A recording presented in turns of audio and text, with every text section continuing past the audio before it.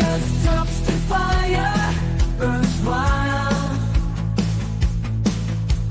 Chaos, shenanigans at every corner. Sarcasm, a holy sermon in style. Dark chocolate, melted chaos warmer.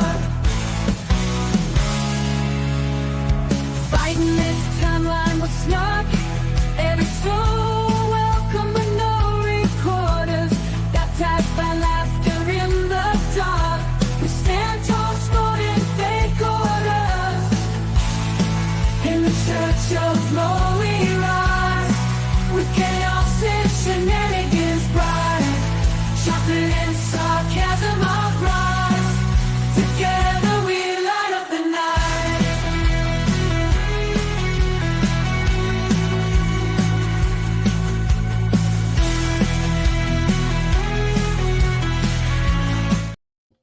I would like to apologize, chat. I think I realized why we're getting so much rain.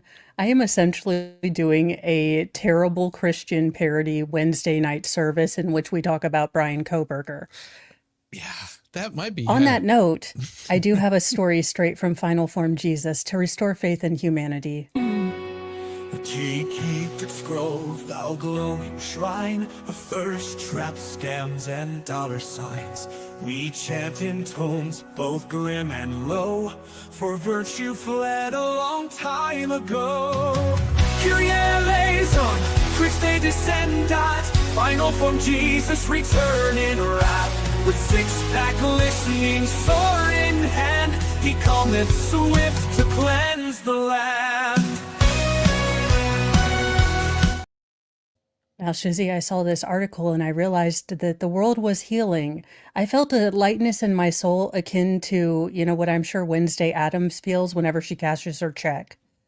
But Brian Kohberger is revealing graphic threats from fellow prison inmates and filed a sexual harassment claim. He's going to make a beautiful wife. somebody. Yeah. I mean, you know, Look at those cheekbones. You get a nice rub down. Brian Kohberger has filed a sexual harassment complaint and is begging for a transfer after fellow inmates threatened to, well, now it's blanked out, but the first word starts with B, ends with H, and the second word starts with F and ends with K. This is a categories question. Batter up? Well, I put batter fry.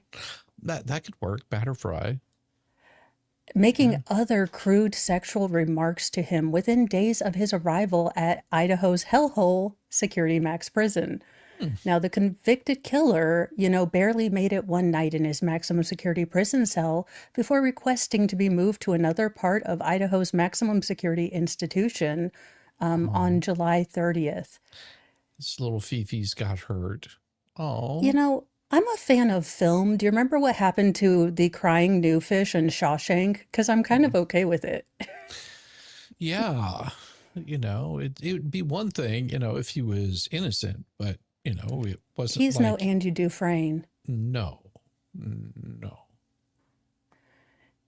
Now, the request complains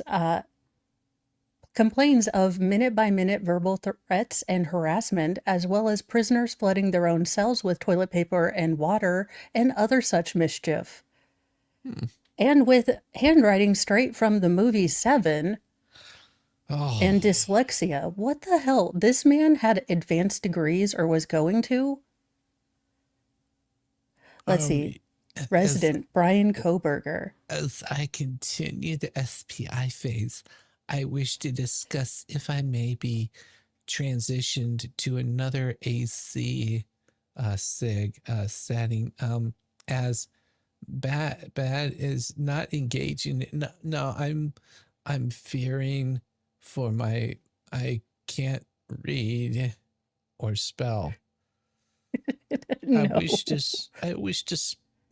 I just don't want to be in B block anymore because it is bitch block. I wish to speak with you soon. I don't think he understands, but Mr. Kohberger, the jail's manager does not want to speak back with you. No. Now, less than a week later, Kohberger gave a guard a handwritten note claiming that a fellow inmate had threatened to, well, assault him. Another, you know, the only the next quote from another alleged inmate was, "The only A we'll be eating is Kohbergers," which, really, think about your own health. That's toxic. Your body is a temple. You don't want to Well, put toxic things into a temple. I mean, you have to remember that only, that they only eat vegetarians. Ass is Just still saying. ass. I mean, I like cow. That's my campaign slogan. Forget just the tip. Ass is still ass. Ass is still ass. Yeah, so he seems to be not having a very good day, and I am all here for it. In fact, I would like to personally, I think we can, start funding the honey bun accounts of these, brave soldiers who are using their time in correctional facility to, well, deal with other monsters. So you're going to send them some honey for his buns? Is that what you're saying? No, honey buns accounts, for the they get honey buns from the commissary. Look, I don't know what they use them for. They're about to get some honey buns from Kohberger. Well, it's not like they give them KY. I mean, syrup is syrup. Well, you send them a little bit of honey, and they'll be like, Mr. Kohberger, we've got some honey buns for you. No, we're supposed to feel very good, and that these other, felonious, convicts are trying to rehabilitate themselves. Yeah. Oh. On December 7th, 2022, at approximately 1,000 hours, I was assisting with the packing and moving of personal belongings out of the residence at 1122 King Street. Captain Barrett and I were in the process of packing items from Kaylee Conclave's, I'm never going to say the name right, room on the third floor. Inside the closet, I was removing items from a black plastic 3-drawer organizer. In the bottom, of course, that's what you would use if you're in college. In the bottom drawer, I've located a Kodak Power Flash disposable camera, a GoPro camera, and a small black zippered pouch. I was unaware these items had been located during any of the previous searches of the residence, so I took custody of the items until I could learn that information. I advised Captain Barrett of the items and showed them to him. After completing the packing and moving of personal belongings, I brought the GoPro, the Kodak camera, and the police back to the police department. Prior to leaving the residence, I also took possession of the keys to all the vehicles belonging to the deceased. Once back at the police department, I locked the items into a temporary storage locker in the evidence processing room. I later contacted investigative team, learned that the memory card from the GoPro was seized during the previous search of the residence, so the camera itself was of no evidentiary value. I was told the Kodak disposal camera should be booked into evidence. And on December 8th, I met with property coordinator, someone assisted in booking the Kodak camera into evidence. I then took the vehicle keys and the GoPro camera to the city shop where the rest of the personal belongings from the residence at King Street were being stored. I placed the GoPro camera into one of the boxes containing Kaylee Conclave's belongings. I left the vehicle keys containing the Ziploc bag, also the storage area with other belongings. And so he's just basically stating what he left in those evidence bags. Now, I wonder if this, because it was a multiple murder case, if the police do this extra step of going through all of the personal items, yes, picking out I guess that's part of an investigation that I've not ever seen before. I guess I always assumed they picked out what they thought was evidence, then let the family come in, and if the family ran across stuff. But this makes sense too. Right. Well, I mean, they're going to go through it. They're going to try to be respectful for it, everything. Yeah. And they're basically looking for cameras, cell phones, keys, anything that this guy could have possibly touched. Sometimes they'll pick up clothing, they'll do things of that sort, and they'll evidence. And this was on December the 7th. So they might have had where they were kind of looking at Brian Kohberger, but you've got to think that disposable camera, if they're going on the premise that Kaylee was the most injured in this, then Right. they might be thinking, okay, who is she taking pictures with? I wonder if this is someone that maybe she knows. Yeah, I mean, this could be they don't know until they look at that evidence. And they already had the GoPro camera evidence, and those might have been the last pictures that she ever took, except for what Yes. was on her cell phone. Let's see. On 12/7/2022 at around 9:45 hours, I met with MPD command staff members at King Road to package and remove personal items of the victims. Captain Dollinger and I packaged belongings in Kaylee's room. I worked along the north and west sides of the room. Captain Dollinger worked along the south and east side.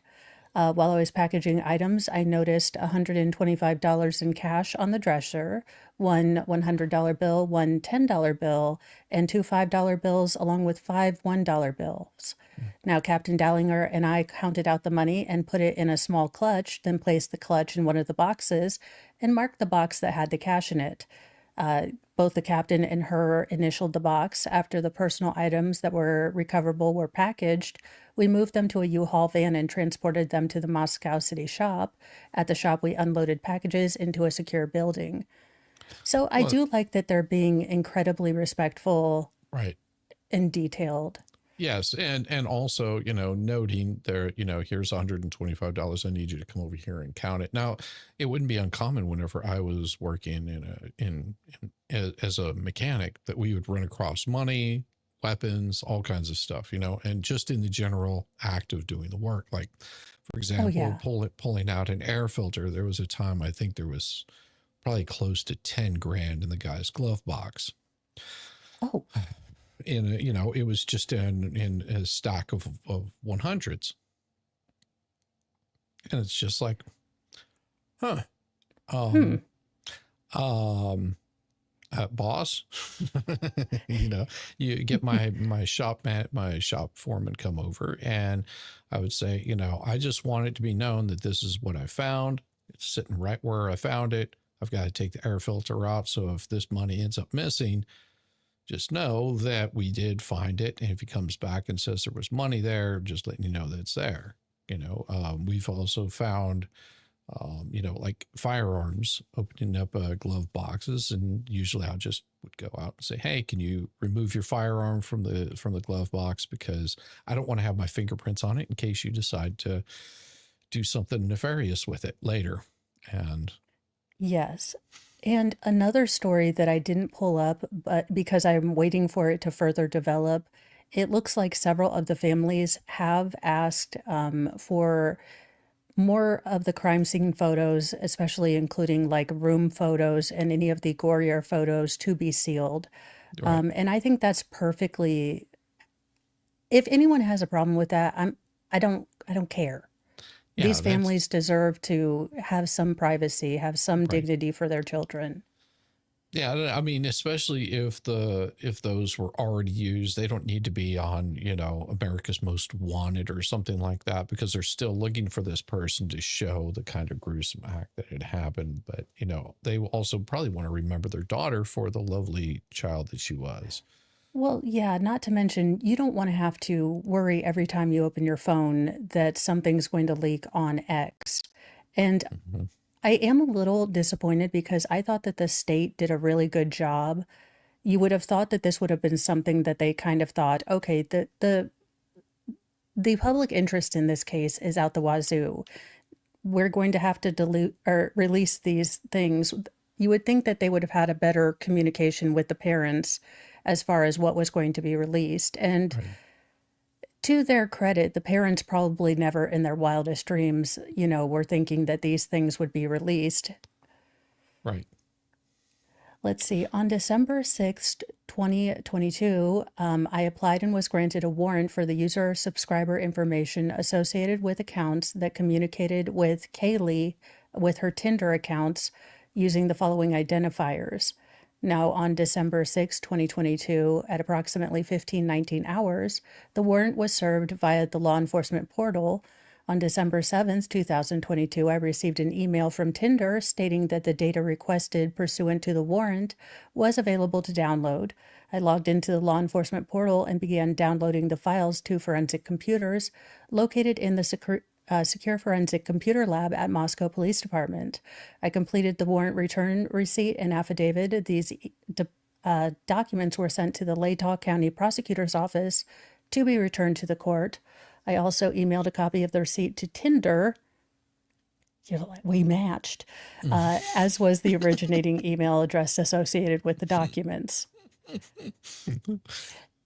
And this does tell me that, and maybe we're just at the Kaylee part, maybe we just started, but it does look like a lot of this is centering around her, unless, we're just at the first part and they just pulled Kaylee. Yeah, that's a possibility. Kaylee starting with a K or a G. I mean, you want to hear whatever you said. Apparently I matched. Now I had a buddy of mine. Now I've never done the whole dating out because, well, it never appealed to me. Hey, Squid. And so he would make jokes about he actually matched with his cousin. Saw her picture and was just like, so he sent her a message like, hey cuz, what's up? And she was just like, ass. I met Mr. Mo on a dating app and he thought I'd lied to him. The problem was he looked at my picture and didn't read my profile. So he thought I'd lied to him about my age, that I had said I was older than I was, which what woman who doesn't need to be carded anymore would do that? No.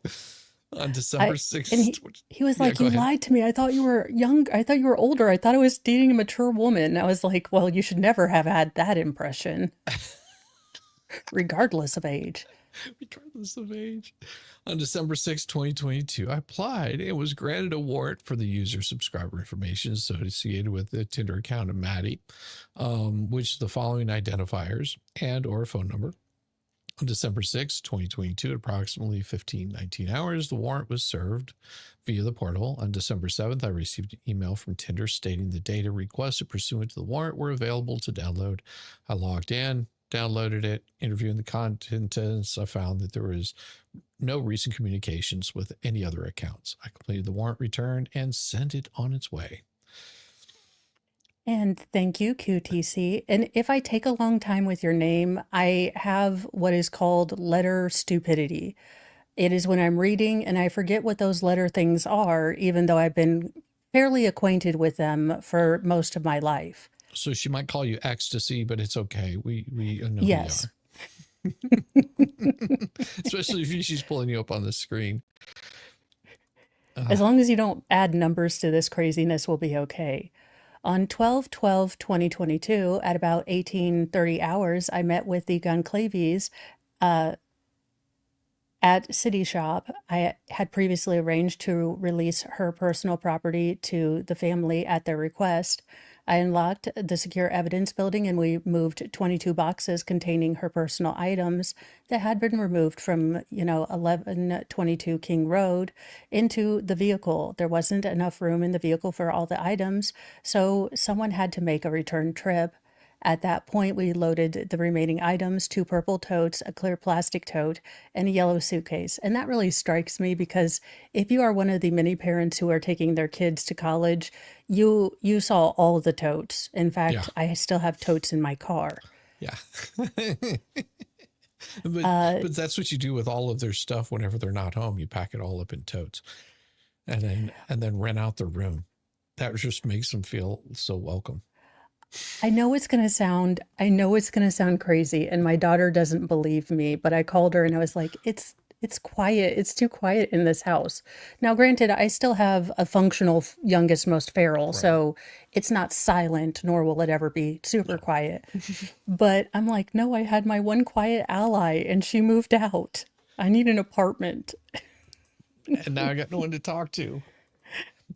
On December 6, 2022, I applied and was granted a warrant for information in DoorDash's possession related to sales, deliveries, purchases, or transactions made to King Road for the period of January 1st of 2022 to present. On the 6th at approximately 15:35, the warrant was served via email On December 7th, I received an email from DoorDash containing the data requested pursuant to the warrant. The files were downloaded to the forensic computers. I completed the warrant and returned it to receipt to the affidavit. These documents were sent there to the Latah County Prosecutor's Office.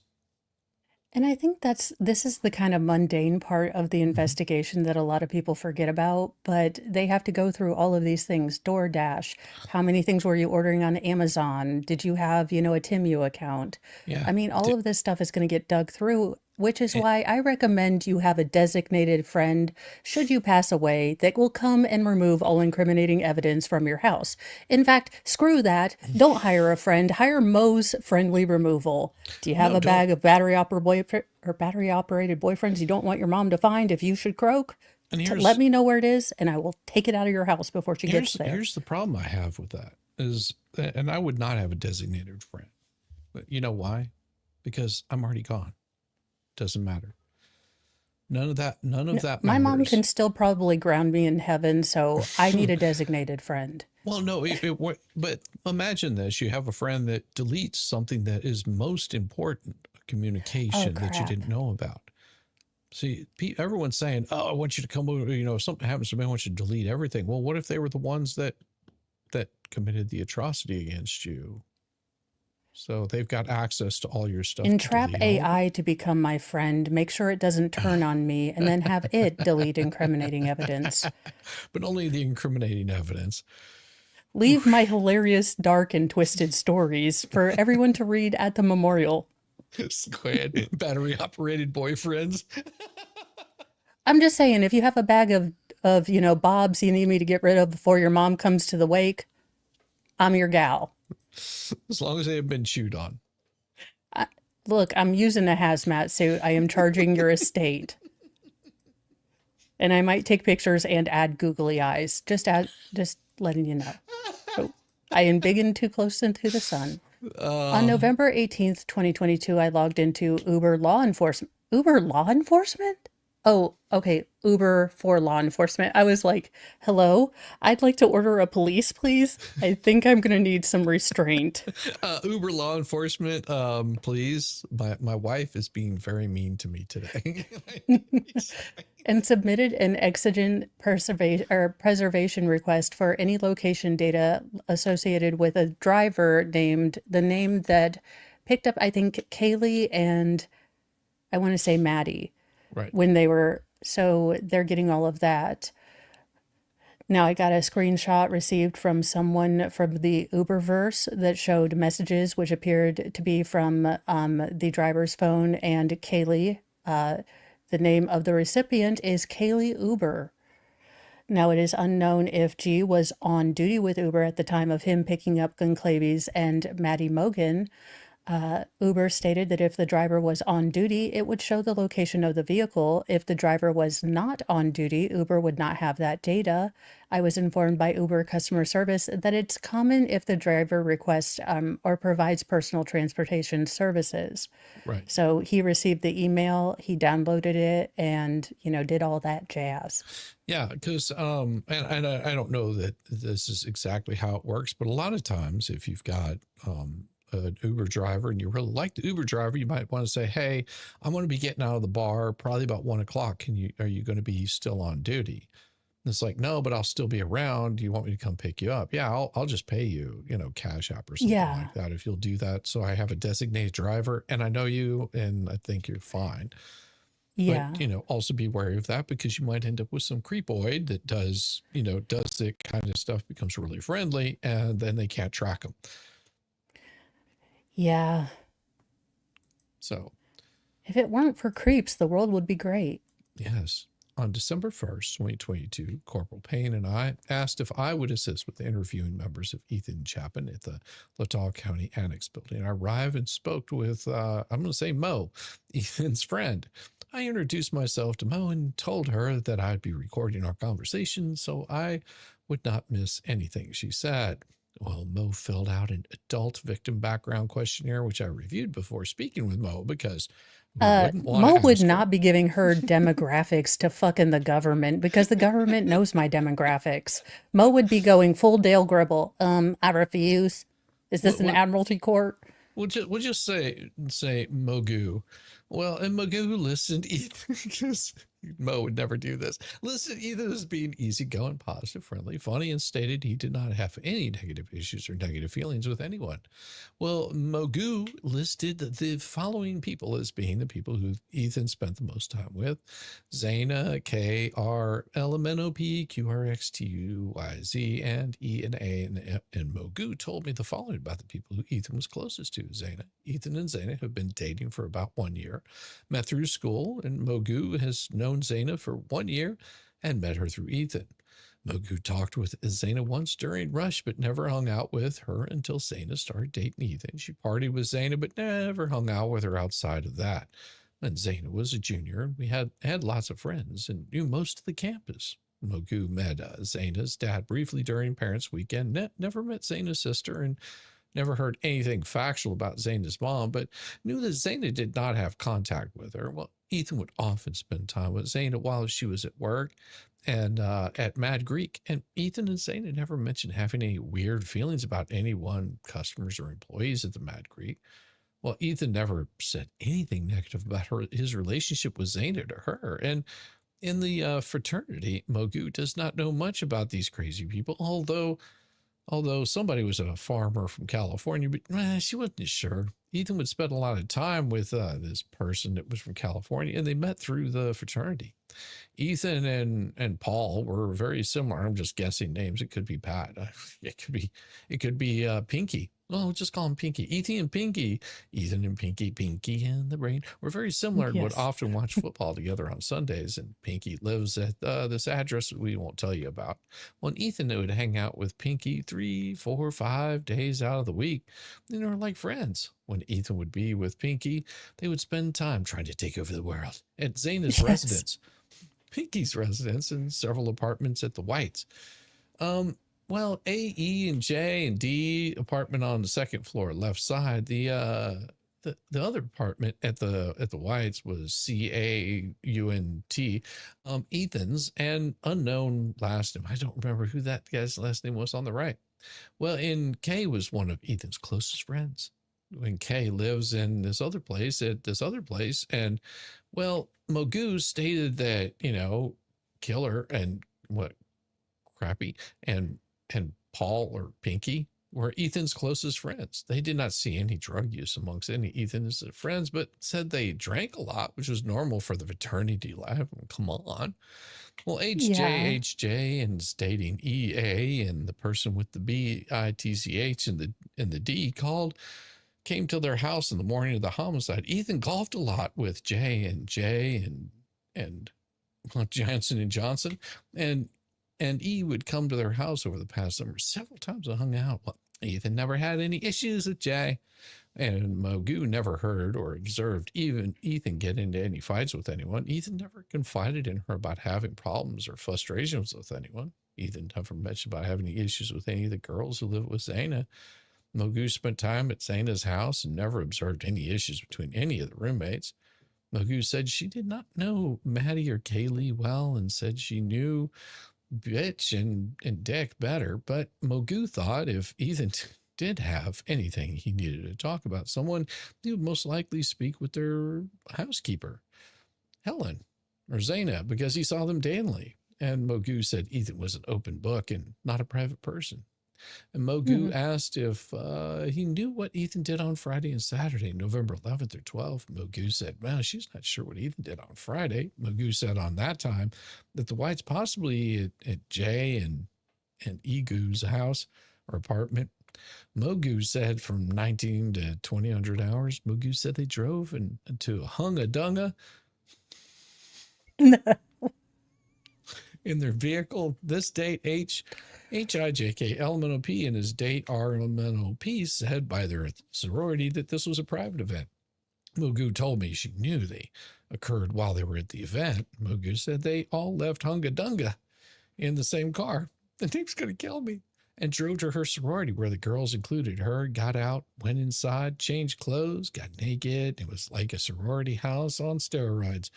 Mogu Yes. said RLMNOR all got back into the car, left with Ethan and H, L, and What kind of J. car are they driving? They need a 20 passenger Ford Transit. Well, it's a party bus. You ride on the lap. Mogu said she texted Ethan and Proctor. They're very small people. They're like midgets. At 2014 hours, telling him she did not want to go with them to this place and was going to stay at her sorority. Mogu said Ethan texted her several times, trying to convince her to come but she didn't go. And eventually he fell asleep around 2200 hours. Mogu said the party was just a normal Saturday evening party. I asked Mogu if she saw any weird comments on Ethan's social media. Mogu said she recently logged into Ethan's Instagram account. Why would you do that? And made it private because it was public. A lot of random people were making bad comments on it. Mogu said people were speculating this and a drug-related thing or something to do with the girls. Mogu told me she did not notice the names of the people who were commenting, probably a bunch of YouTube assholes, but said that they were Probably. weird accounts with just one follower. Yeah, that's pretty typical. Yeah. Said people were making bad comments on all the other victims' accounts as well. If you'll take over for a bit. All right. I asked M if the girls had any bad feelings with any of their neighbors. M said she didn't think so. M told me she was at Xana's house a lot of the weekends and said they would often get noise complaints. M said she was present for 2 of the noise complaints. M thought the person making the complaint lived in the house behind 1122 King Road, but wasn't certain. M told me she never witnessed any retaliation from any of the neighbors, and I asked M if Xana and her roommates knew everyone who lived around them, and she said she didn't know. I thanked M for speaking with me and told her if she thought of anything else to let us know. My conversation with M was recorded and is copied onto a DVD that I have booked into the MPD evidence. Oh, that's good. Well, and Yeah. that's good. I mean, and this is being thorough. I mean, it seems like they're asking all the right questions in an investigation, saying, it's just like, I just, Well, lay yeah. this out for me. Who knows who, does anybody have any beef? And you don't have to just come right out and ask that. You're basically you're asking questions, like a good interrogator would, of saying, hey, so who is E? This Yeah. person. So they've been dating for how long? And so he lives nearby, or who's his friends? Does anybody have any issues with another person? Any weird customers, anything like that at his restaurant? All of the And right questions, because you never yeah. know which, because at this point, everybody's a suspect. Well, yeah, and I vaguely remember there being thoughts that with the brutality that was kind of implied with this scene, that there might be, possible cartel or, drug connotations to it. I do remember that being, if not the, main idea, it was one that was percolating fairly quickly because they really closed this down Right. fairly quickly. Well, On November go ahead. 21st of 2022, I applied for and was granted a warrant to Walmart for the related sales of the following items for the period of January 1st, 2022 to the present. First, a K-Bar KA1217S USMC fighting knife sheath. Wait, you have to buy them separately? Yeah. You get the You can't. And what they're looking for is they're looking for very specific things. And the reason Oh, they're looking for very specific things is because that's what they, if I'm not mistaken, didn't they find the sheath? they found the sheath. Okay. I guess I was under the impression that the sheath and the knife would come together in a set. Possibly, but what they're looking for is they're looking for the same sheath and the knife that'll fit that particular sheath, because that way Well, they and if can he left the compare it. sheath behind, he might buy another one. Right. And number 2 was a K-Bar full-size USMC straight edge knife on November 28th, 2022 at approximately 13:16 hours. The warrant was served via the law enforcement portal at walmartlegal.com, forensic account for blah, blah, blah, with the Federal Bureau of Investigation assisted in the production of service of the warrants. On December 8th, 2022, I received a packet from Walmart containing paper documents and 2 DVDs with the sale data on them from the local Walmart in Moscow, Idaho.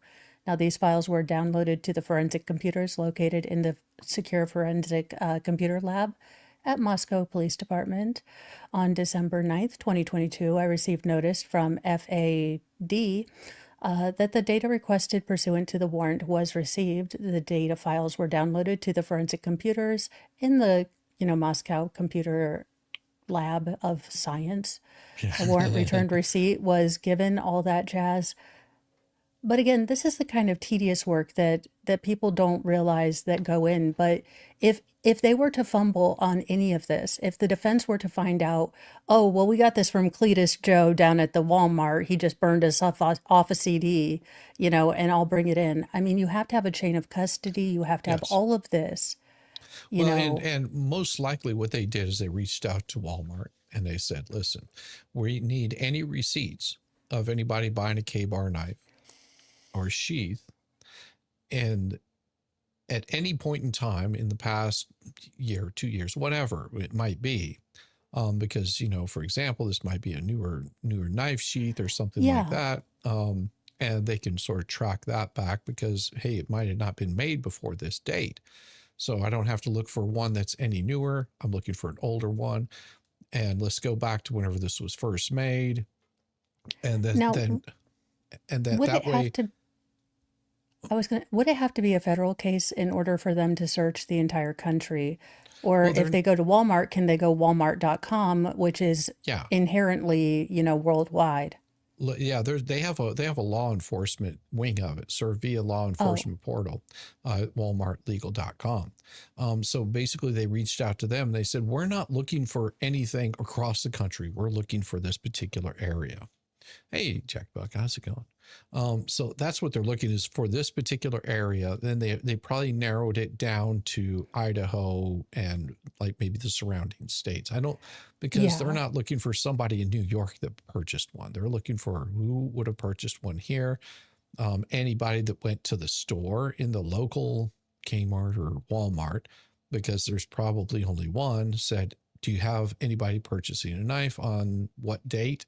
And they go, yeah, we have 2 purchases and these are the dates that they purchased them.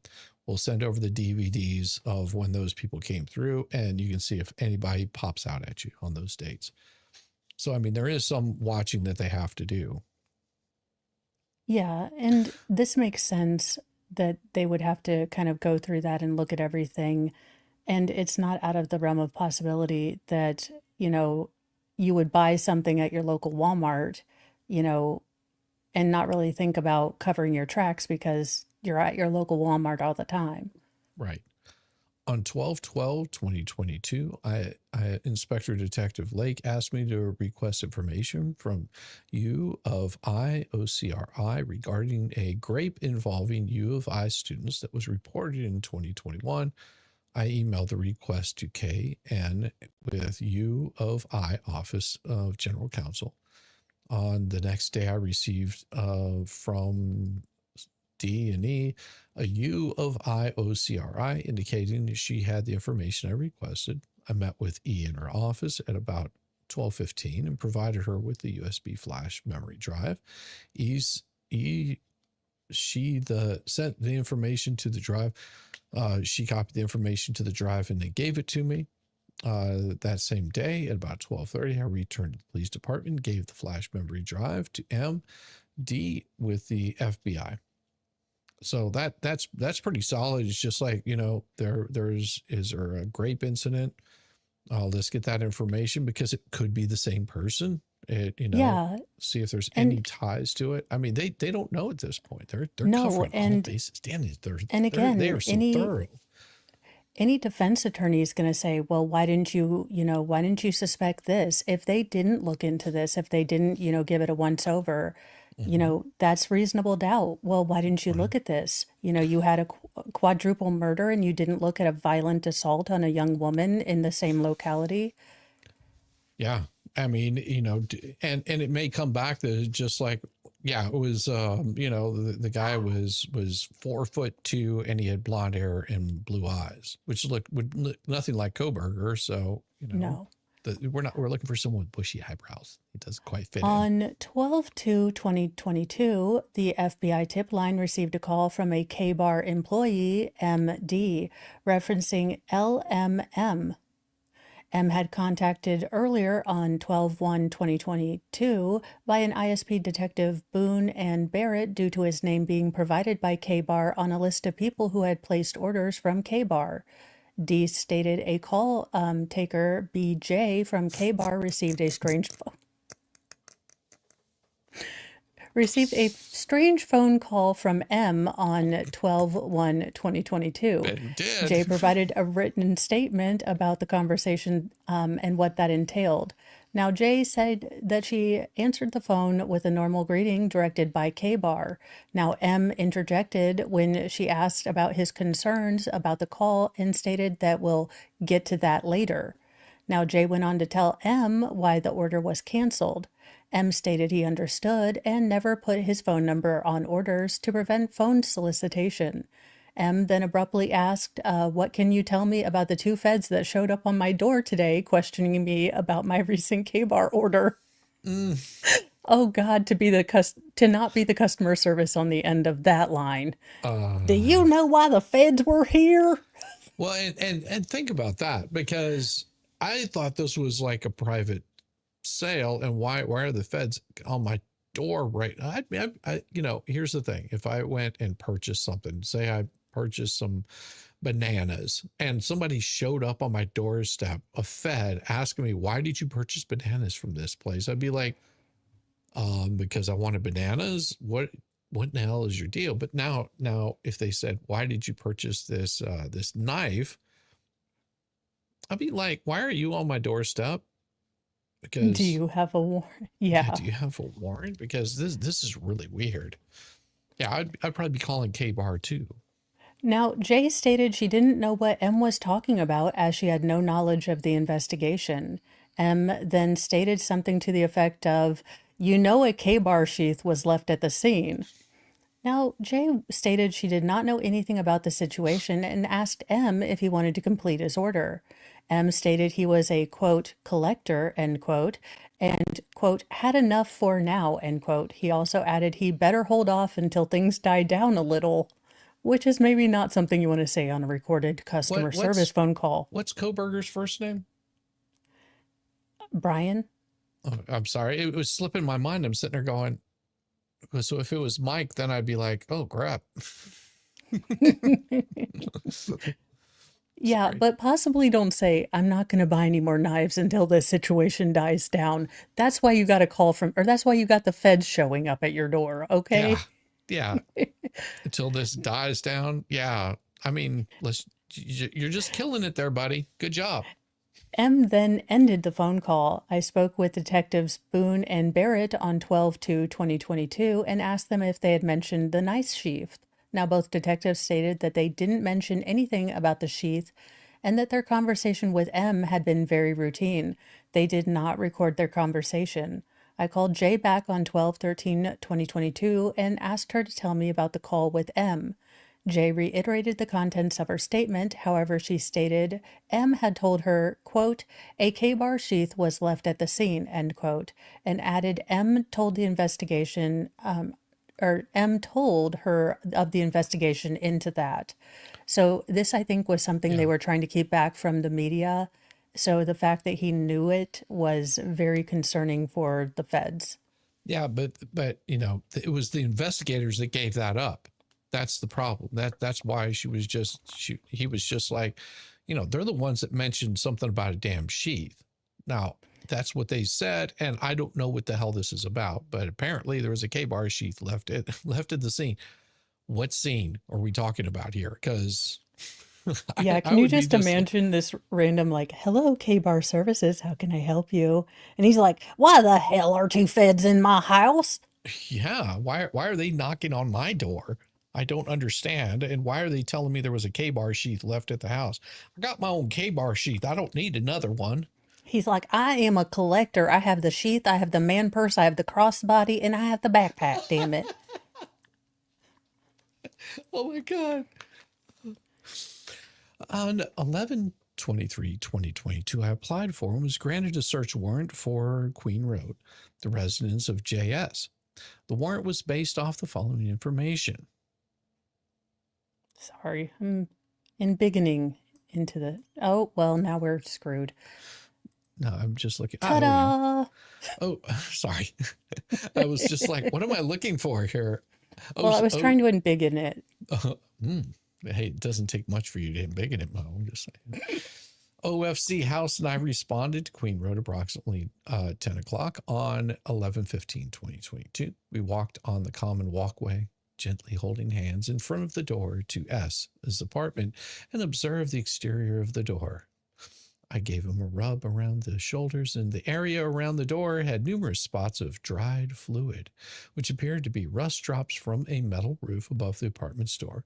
These drops were mainly on the wall next to the door frame, not on the frame itself. I observed what appeared to be a different fluid spot on the door, approximately 8 inches up from the bottom of the door under the doorknob. And I noticed the deadbolt plating was clean, polished silver, and had no dirt on it.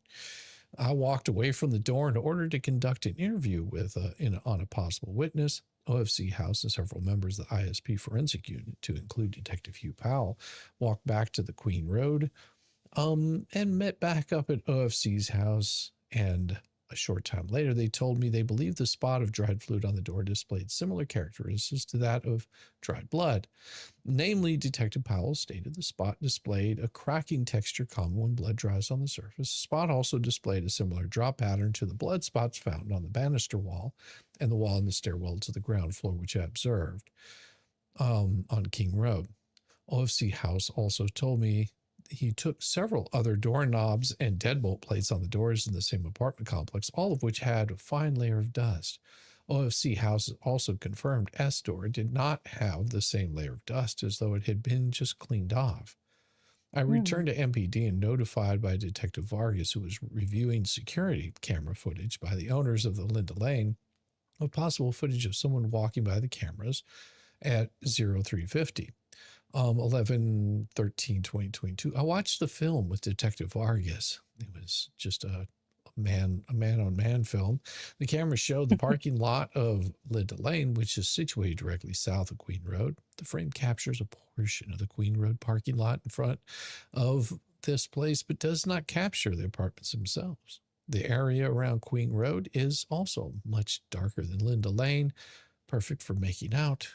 The video is infrared, damn it, and thus displayed in black and white at approximately 0350 or 3:50 in the morning on 11/13/22. Per the timestamp on the video, a figure clad in dark clothing can be seen walking from the building which houses Queens Road. The figure walks to the west out of the parking lot, leaves frame of the video as the figure enters on the sidewalk area between the two other apartment buildings at Queen Road. The terminus of this sidewalk is immediately east of 122 King Road. The figure is not captured by the cameras any further. Based off the information above, MPD and ISP officers served a search warrant on the exterior of the front door to Queen Road. Access to the residence per the search warrant was granted only if the presumptive positive test for blood was found on the exterior door. Well, nothing was found during the search and the warrant was returned. MPD Officer Morris was contacted by J.S., a maintenance worker for an existing place which manages Queen Road. She told OFC Morris he conducted a routine maintenance order on Queen Road on 11/22/22, wherein he discovered something of note. I had Officer Morris call S and place him on a speakerphone so I could talk to him.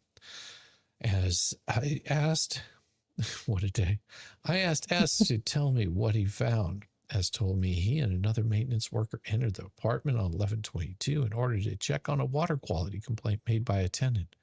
Both men checked the kitchen and did not notice any issues. S said he entered the only bathroom in the residence and began to inspect the drain when the other maintenance worker advised there appeared to be blood on the shower curtain. S said he looked and discovered what appeared to be two separate smudge marks on the shower, which appeared to be dried blood. S described the smudges as 1 inch by 1 inch, very small man. Said that he noticed another smudge of what appeared to be dried blood on the toilet flusher handle. S added there appeared to be spatter of dried blood near the light switch on the interior wall of the bathroom. I asked S to describe the marks. Tell me all about them. He told me they appeared to be reddish brown in color. S added, I've seen dried blood before, and the marks appeared to be similar to that. S added that the only thing he did in the restroom was flush the toilet in order to, get rid of the steamer that he left in there, to check the water quality. S said the toilet appeared clean, but became clogged when he flushed it. Wonder why. S noted it was odd the toilet became clogged. S said he and his counterpart then left the apartment. I asked S if anyone else had any reason or means to access the apartment besides he or S between the time he left and the current time. S said, nah. I served a search warrant with ISP investigator Jeff Talbot, Hugh Powell, and Jake Schwecke. We discovered that blood smears and spots on the location as described. In addition, there was more blood spatter spots on the wall and the entryway to the living room. It's not his fault this person didn't know how to shave. Samples of each were collected, 94 in total, and ISP Detective Talbot took the photos of the residence. Upon completion, I left the required paperwork on the couch in the living room. Detective Talbot took a photo of it. All units cleared without further incident. And you've got to think the police were probably fielding a bunch of calls like this because things that you might have written off as weird but innocuous. Like, if I came into a room with maybe a bathroom with, some dry blood in the bathroom, I'm going to think, oh, well, someone else sucks at shaving their legs too. Yes. But because of the Kohberger incident, you're questioning everything. And so everyone wants to help, which is good, but also means that now the police have to go and check out all of these, things. Because, I mean, and it could be something. That's the thing. It's like it could have been just as simple as somebody did cut themselves shaving, or possibly they, picked an ingrown toenail or popped a zit, or who knows what they did, pierced their ear, or maybe had, sex with her girlfriend when it was that time of the month. You never know what could have happened. It could be any number of reasons why there's dried blood there. Let's see. On 11/15/2022, I applied for and was granted a search warrant for Queen Road based off the following information, as well as previous investigation. Now, based off this information, OFC House and I responded to Queen Road at approximately 1000 hours on 11/15/2022. We walked on the common officer. Yeah, we walked along the common walkway in the front of, so let me see. It still looks, now the plating on the deadbolt being clean and new isn't as worrisome to me if this is an apartment complex, because you have to think there's various states of maintenance that are probably going on at all times. So while it is, something I would make note of, it wouldn't be like he done it. He dusted. I know he's evil. Yeah, I mean, it could be any number of things that deadbolt is clean and the rest of them aren't. Maybe he just, hangs his scarf off of it or something. Who knows? It looks like it's just basically the same thing that the other one had. Almost identical. Oh, all right. On November 15th, 2022, I had a phone message from the front desk to contact someone as she may have information regarding Kaylee having a stalker. So this is from their perspective, I guess, RR. On November 15, 2022, at approximately 11:15 hours, I called and spoke with R. I introduced myself to R and told her I was given her message to call about possible information regarding Kaylee having a stalker. Now, R told me that she and some friends had lunch with Kaylee around September 11th, 2022, and she thought Kaylee had said something about having a stalker. Now, R thought Kaylee mentioned receiving something in the mail, but some of the other friends at the lunch thought Kaylee was mentioning getting a strange message through Facebook Messenger. Now, R told me that they had been speaking with all the friends who were at the lunch and they were trying to remember exactly what was said. R provided me with the names of other friends who were at the lunch with Kaylee on or around September 11th, 2022. So she's giving all of the names out, where they're currently a student, or, where they might possibly be a student. R provided me with the name JQ and told me Jay and Kaylee were very close and had plans to live together in June. R said that Jay was not at the lunch, but she thought Kaylee would have spoken to her the most. R said Kaylee spoke with J, C, and B the most. I asked R if she could think of anyone who Kaylee had issues with, and she said no. R told me Kaylee was a very kind-hearted person. I asked R how the conversation came up regarding the stalker at lunch with Kaylee. Now, R said that Kaylee would always talk about things in a lighthearted manner, and said one time she was speaking about a childhood trauma in a joking manner, and they did not think much of it.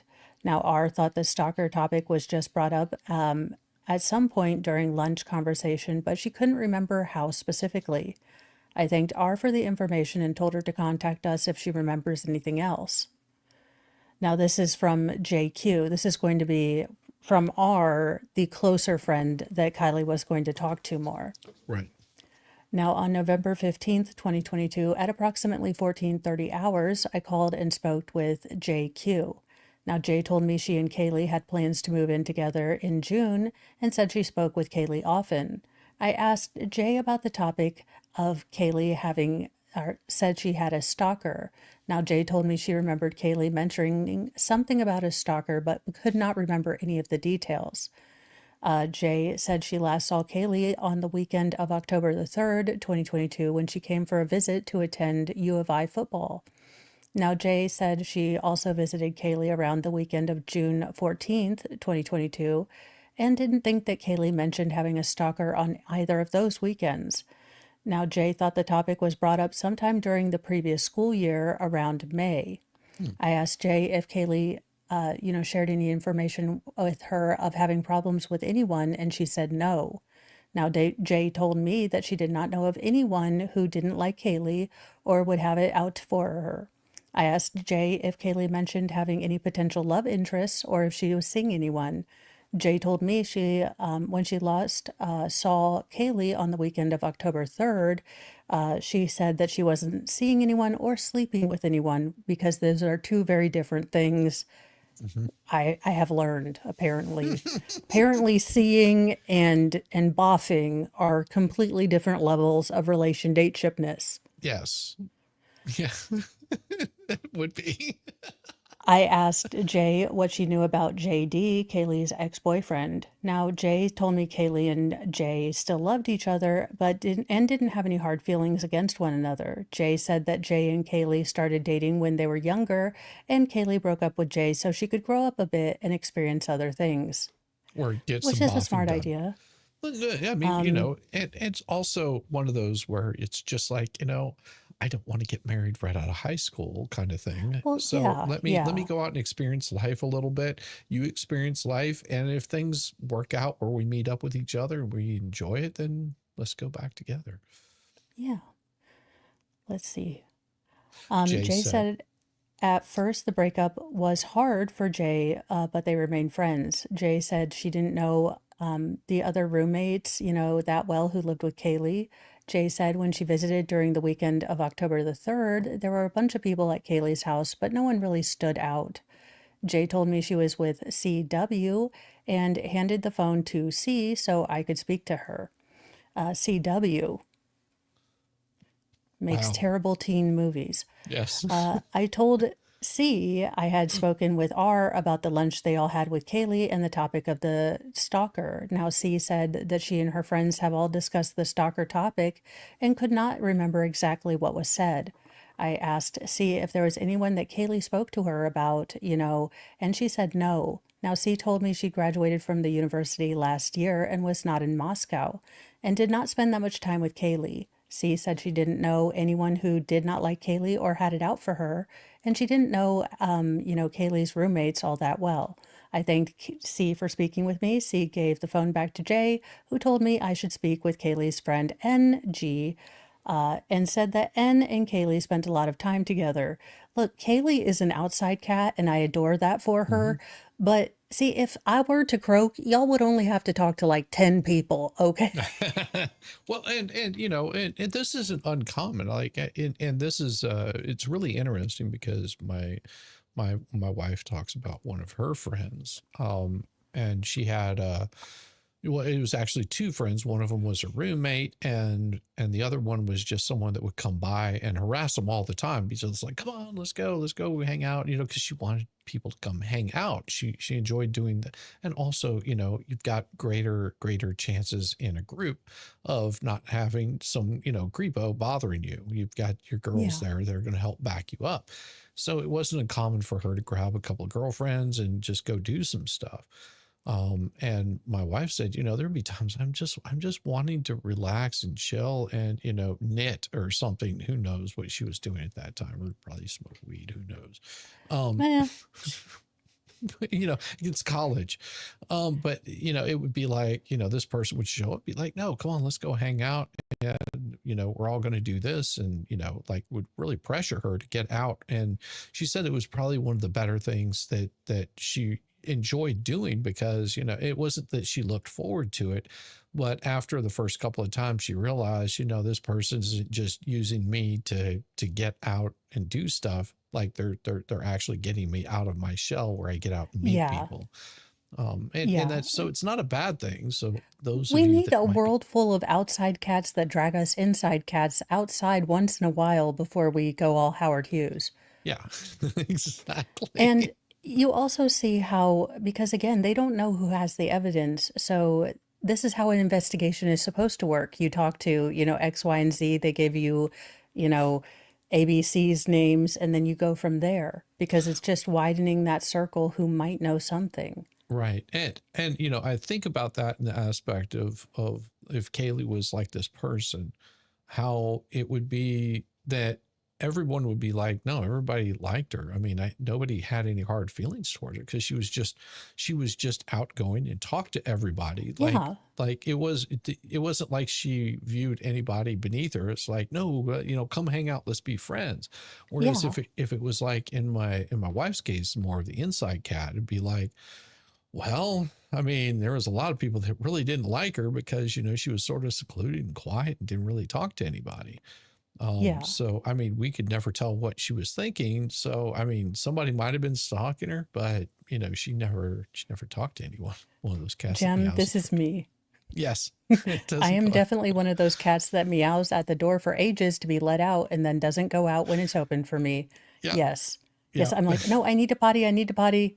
And then I'm like that puppy that's like, meow, meow. And then you let him out and you've been out for an hour and a half and then you pee right as soon as they get back inside. Oh, So she was able to get some more names and contact information. She thanked both J and C for the or for speaking with them and told them to contact, you know, them back if they remembered anything else. Her conversations with them were all recorded and copied to a DVD. And this is why the justice takes so long. Because not only does the state have to go and collate all this information, a good defense team should be going through every single one of these files, listening yep, to every single recorded conversation, looking for all of the things that they're going to try to, you know, make the state hold their burden to. right. Well, and this, you know, that, and it does take time. All of this takes time to do. Yes. It's not like done overnight. Mm. On December 13th, 2022, I was requested to complete a forensic extraction on an iPhone provided by J. A is signed a consent to search form for the device and provided to me by ISP Detective Hugh Powell. The form had been uploaded into the case file.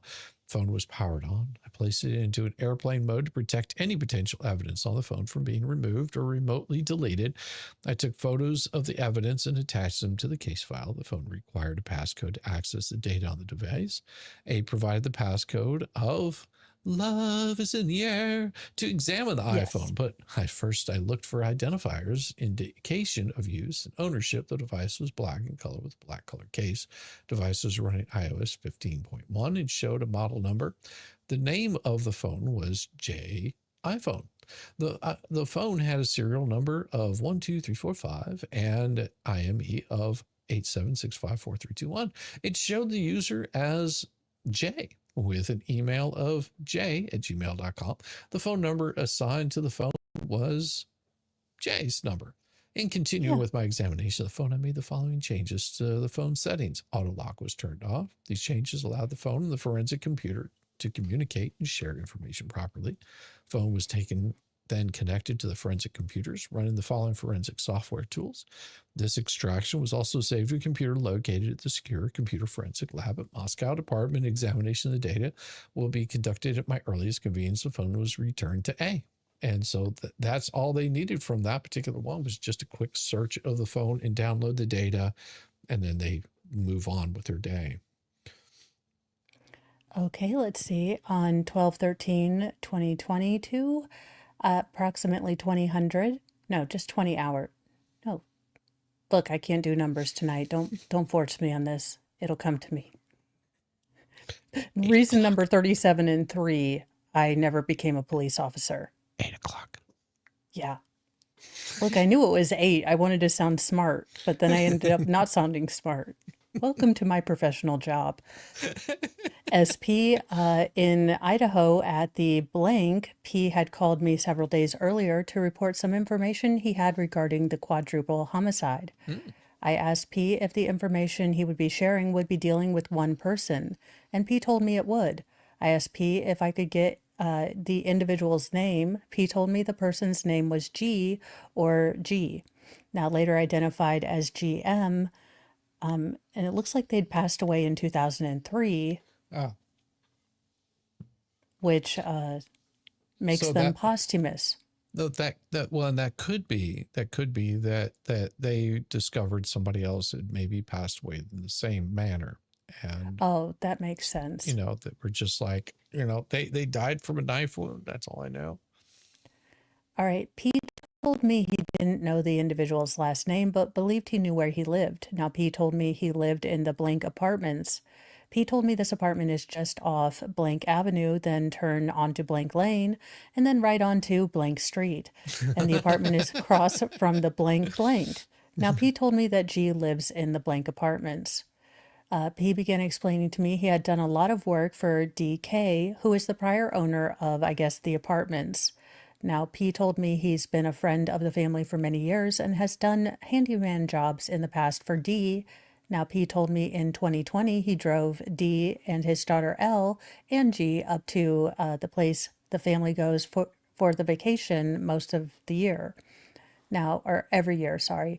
P told me after they got there, R, who is one of D's sisters, got into an altercation with a male who was camped very near to the site where they were. P told me it was a heated argument, but everyone eventually went back to their campsites. P told me later in the evening he noticed R and L were walking past the man's campsite, so he went up the hill where he could observe and make sure nothing was going to happen. P told me that he had been up on the hillside for several minutes in the dark when all of a sudden G just appeared out of nowhere. P told me it startled him for a minute because he never heard or saw where G had come from. P told me that G pulled a knife out to show him. P said that this was a hunting-style knife. P told me he had spoken to G, who had showed great interest in having a career in the military. I asked P if he could describe the knife to me. Now, P told me it was a typical 7-inch blade hunting or skinning knife. There's a different look. Yes. I guess I'm not a knifeologist, so there you go. I do know they have cheese knives and butter knives. I guess I just didn't think about like hunting knives. Now, P told me that he had heard that G's grades in school had dropped and that L had been extremely, verbally abusive to him. I asked how L and G would travel to Moscow from Boise, and P told me that he believed that they would ride the bus when they traveled. Now, P told me that when they stayed in Moscow at D's house, G and his sister would stay in the basement, and L would sleep outside or in one of the 2 sheds in the backyard. Yeah. P told me that makes sense that, and here's the thing, it's a possibility that they were underage and he didn't feel comfortable being in the same house with underage girls, that or, maybe they're like, hey, we don't have any more rooms, but if you want to hang out, you have to stay in the shed. And he's like, okay, I'll stay in the shed. Now, P told me the significance of this was that G would keep his knives in the basement of D's house in a woodpile that was outside or in one of the two sheds out back. Now, P told me around the end of May or sometime in the middle of June, after the coof was letting up, he was at the Mad Greek having a late lunch or early dinner. P told me this was either a Saturday or a Sunday. P told me he had ordered a glass of wine, which he was sure that Ethan had brought him. P told me that he was not sure if Ethan worked at Mad Greek or was just helping out. P told me a bit later that he noticed G come into the restaurant with possibly D, who was G's cousin. Now, P told me that Xana and Madison had gone over to G's table and Ethan later joined them. P told me it appeared to be a heated conversation, but he could not tell what it was about. P suspected it might have something to do with the quote-unquote cancel culture. I think it was about the internets or the Twitters. Well, and he was stirring them up with the conservative comments. P told me that G left without eating anything. His conservatarianism just turned his stomach. Yeah. It was the cancel culture. It's the cancel They culture. were talking about the Pokemon Go to the polls. And I mean, it canceled me out, and I just said, I'm not eating anymore. I canceled my lunch. Later that night, around 9 or 10 p.m., P was at the D house in his backyard.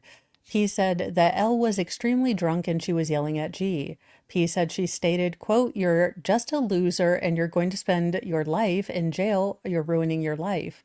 Now, P wasn't sure what L was referencing when she said this. Cancel culture. P told G that... P told me that G left right after this altercation and he didn't see him again. Now, P told me that G goes on long walks and didn't return until early hours of the morning. P told me he was over at D's house the next morning picking up some tarps from a job he was doing, and G showed up. P told me he asked G what he does after he leaves when his mom is yelling at him. G told him he goes over to the college. Now, P told me that G believes the college is to blame for how his mom is. P explains that L went to parties at the college and began drinking. So P told me he doesn't know for sure, but believes that L may have been assaulted at one of these parties. Now, P told me that he asked G about the conversation that took place at the Mad Greek restaurant. P said that G told him that he had followed the girls to the Mad Greek from college. G told P that the two girls were lesbians, which should have made him happy. Yeah. G told P that he went back to the girls' home, and when they came home, he was inside the house and made a statement, quote, "They had no idea I was there. I could have killed them all if I'd wanted to," end quote. Now, P told me that G then went and got a larger knife out of the back shed and showed it to him. What in the Hannibal Lecter youth is this? Okay. Here's the thing. If dude is doing this kind of stuff, he's very lonely and he's a retard. And that's probably why his cousin was yelling at him for being stupid. And Well, I thought he was dating Elle. I didn't realize it was his mom. no, We need character role assignments, you know, Yes. like L is mom, yeah. B is rando friend. Well, and more than likely, he was just like, yeah, they're so oblivious to shit going on around them that, you know, anybody could have done something nefarious to them because they're young college girls and Well, and what is unaware. it that, I mean, I notice it from my 13-year-old because he's just learning to kind of be a smart mouth and talk back, but he doesn't always know, like, this is not something we joke about. And No. especially when you have a parent with dark humor kind of trying to explain, okay, yes, this joke is also inappropriate that I told, but mine was funny. Right. No, I'm just kidding. I mean, but mine had good timing. Right. Right. No, So and it's, but see, that's the thing. He's probably joking around, doesn't realize that those words can be taken to be literal. And more than likely is showing off his toys because nobody gives a damn about yeah, hunting he just, knives. yeah, He's he trying to just make wants, friends. yeah. Now, P told me that G, he got a bigger knife. Now, P told me every time he was around G and G's mom would explode on him, he would always stay very calm and not react. Yeah. So she probably would, she probably had a drinking problem, probably yell at him. Yeah. And it's not like he was violent. The guy was probably just lonely and he's got a messed up Yeah. mom. So I'm guessing this would be P's parents, or no, these are personal stuff. items. On December 7th, 2022, I assisted with packing up and moving personal belongings from 122 King Road. I guess they mean King Road, to the MPD secured storage garage. KP, Captain Lanier, and I packed up the items in B, R room and D, M room. On December 8th, 2022, I spoke with R, M, who is for the initially wanted to retire some items for but then stated would come retrieve all of her items sometime after the holidays. On the 15th, I spoke with T, V, who is asked if we could send the to her reading glasses, passport, iPad 2 with the investigator who would be coming to interview her. Captain Lanier and I retrieved the reading glasses and passport from our personal items at MPD secure storage. I sent an email to V stating he would be sending the glasses, the passport, but could not release the iPad yet as it was one of the items seized during the search warrant. V asked when R could get the rest of her personal belongings, and I told him that she could contact me and we'd make arrangements to return all of her items, which are in our secured storage. I gave R glasses, passport to ISP Mike Mooney, who would be giving the items to the appropriate ISP investigator who would be traveling to speak with. So yeah, basically chain of custody saying, who had it, where it's going, I'm an adult. I can say them. You can't. Yes. All right. On December 1st, 2022, I requested an amended warrant for Data, the parent company for Facebook and Instagram, for the accounts associated with the following identifiers. None.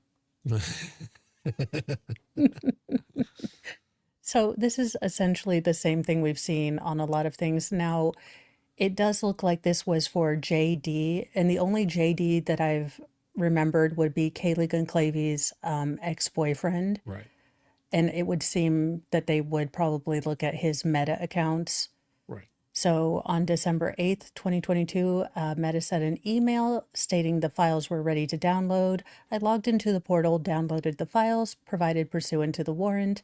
Those files were downloaded into a computer at the Secure Computer Forensics Lab at Moscow Police Department, and the examination of the data will be conducted at my earliest convenience.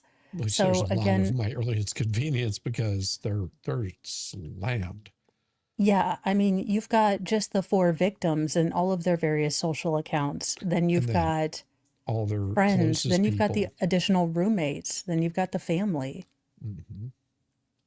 Yeah. We've got just a bajillion peoples to talk to. Well, on December 1st, 2022, I applied and was granted for a warrant for all information in Reddit's possession consisting of the information related to the crime of homicide on the Reddit account of Kaylee with any of the following identifiers: Kaylee, mobile phone number, email addresses between the 1st and December 1st. 1st January, December 1st, 22. So January to December. On December 1st, 2022, approximately 1400, the warrant was served via email, Reddit. On December 19th, I received an email from Reddit containing the data requested pursuant to the warrant. The files were downloaded to the forensic computers located in the Secure Forensic Computer Lab at the Moscow Police Department. I completed the warrant return receipt and affidavit. These documents were sent to the Latah County Prosecutor's Office to be returned to the court. I was also emailed a copy of the receipt to Reddit. This was the originating email address associated with the documents. So yeah, they're, like I said, they're looking for any possible things. Now I did hear at some point in time, and I, because nobody knew if it was true or not, that there was somebody that posted something on Reddit, and they suspected it was Kohberger that posted it on Reddit about the deletion. Now, I don't know if that's true or if that was just one of those wild rumors that came out about that time, but was new detailed information that not too many people knew about. And that was, Yeah, I and that think might have I been why heard they did this. something, but I have to tell you that usually when cases are going to be this big and I know everyone's going to be covering them, I generally tend to avoid them because I know that everyone's going to have covered the hearings from here to yesterday. Right. And I'd much rather, okay, also twofold, I'm lazy and I don't have a lot of extra time. So I can say that I'm doing this for the noble cause of being like a juror and also still, respect my home life balance. Right. Right. Now, like I said, there was something I heard about it, but and that would make sense why they were reaching out to Reddit to get anything that might be spoken of with those email addresses or Well, phone and numbers. you've got to think that, just like in the case of arsons and the cases of high profile murders, I'm sure there were detectives galore at the funerals and memorial services, Mhm. because it is known, at least from interviews, of certain crimes and certain criminals that, people go back. They want to enjoy what they've caused, they want to mingle among their victims. Yeah. So my guess is maybe a good quarter of the people at the memorials were probably police officers. Yeah. Looking to see if anybody showed up. Ooh. On December Let's 5th, see. 2022, I applied and was granted a warrant for the data related to the email address. On December, the email address was given, the warrant was served, received an email from Google stating the data requested pursuant to the warrant was available, completed the search warrant. That's all that one is. So that Yeah, was just Google. so it's Kaylee's Gmail. Yeah. Alrighty. Your turn. On December 1st, 2022, I applied and was granted for a warrant for all information in Reddit's possession consisting of information related to the crime of the homicide on Reddit account of Kaylee Goncalves with any of the following identifiers. Now, okay, wait a minute. Mm-hmm. So on December 1st, 2022, at approximately 14:09 hours, the warrant was served via email to @reddit.com. On December 19th, 2022, I received an email from Reddit containing the data requested pursuant to the warrant. The files were downloaded to the forensic computers located in the Secure Forensic Computer Lab at Moscow Police Department. In reviewing the data, I found the account was registered on November 18th, 2022. There was one message located which was posted on January 22nd, 2021 under the subreddit blank with the following text. Any idea what would cause this type of acne? Never struggled with acne before, started developing. So these are kind of normal. It's beauty or facial care. So this might be one question that she posed herself. Right. Good on her getting the copper IUD, 10 years where you don't have to worry about pregnancy. I'm just saying, from a mother's perspective, best birth control. I've heard good and bad things, but I'm just saying, from like the 10 years, I don't have to worry about being a grandma. I'm kind of okay with it. Now, the only other message that I located appeared to be an automated message from Reddit on December 11th, 2021, with a subject line, "Your 2021 Reddit recap is here." Which was probably blank. Nothing there except for one thing about acne. So it looks like in the same sort of process was done, the documents were sent, the receipts were sent to, the prosecutor's office, they were put into the secure, computer magic force place. Yeah. It was all great. On December 14th, I was requested to complete a forensic extraction on iPhone from CK. K signed a consent to search form for the device that was provided to me by the FBI SA Travis Shirley. Shirley? No, I'm Travis. My last name is Shirley. The form has been uploaded to the case file.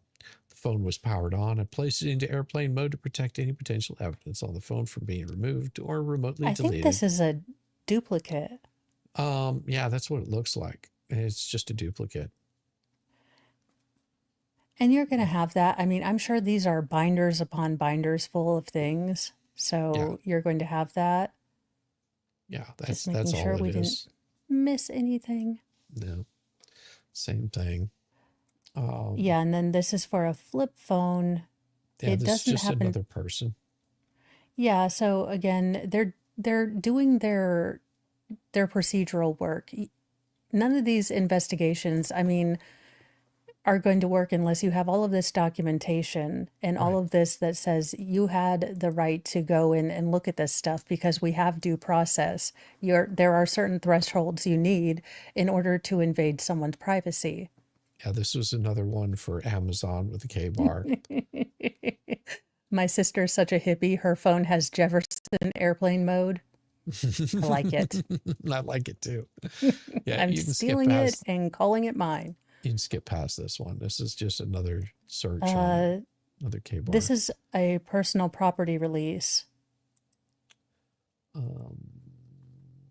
Okay, this is just someone collecting Zena's property and car. Yeah. Released 9 boxes containing her personal property from the house. Blue Honda Civic, Arizona license plate was signed for and took custody of the items.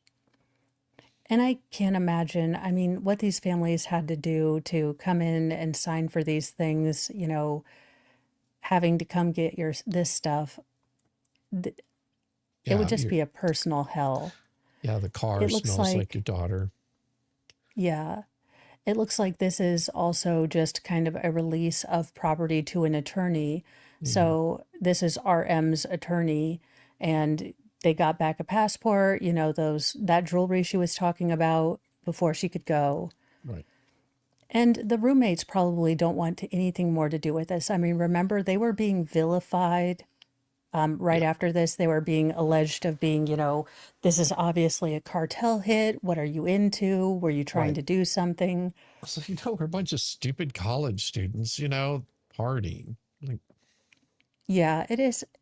It is a good kind of check on how we treat people in investigations like this. And I'll try to remember going forward, you know, that let's wait and see what someone's explanation is. And once they give it, we can judge it as stupid or not. But let's give them right. the opportunity to, you know, prove themselves a moron before we just vilify them as one. Well, this is about the light bulb camera. He was tasked with reinstalling it to capture some comparison video. So remember, we talked last week about that light bulb camera. I contacted one of the tenants, TL, who gave me permission to access the residence and conduct the recording. Upon arrival, I unplugged the power to the current router, removed the camera from the light socket, and on the exterior of the residence, I then powered on the router.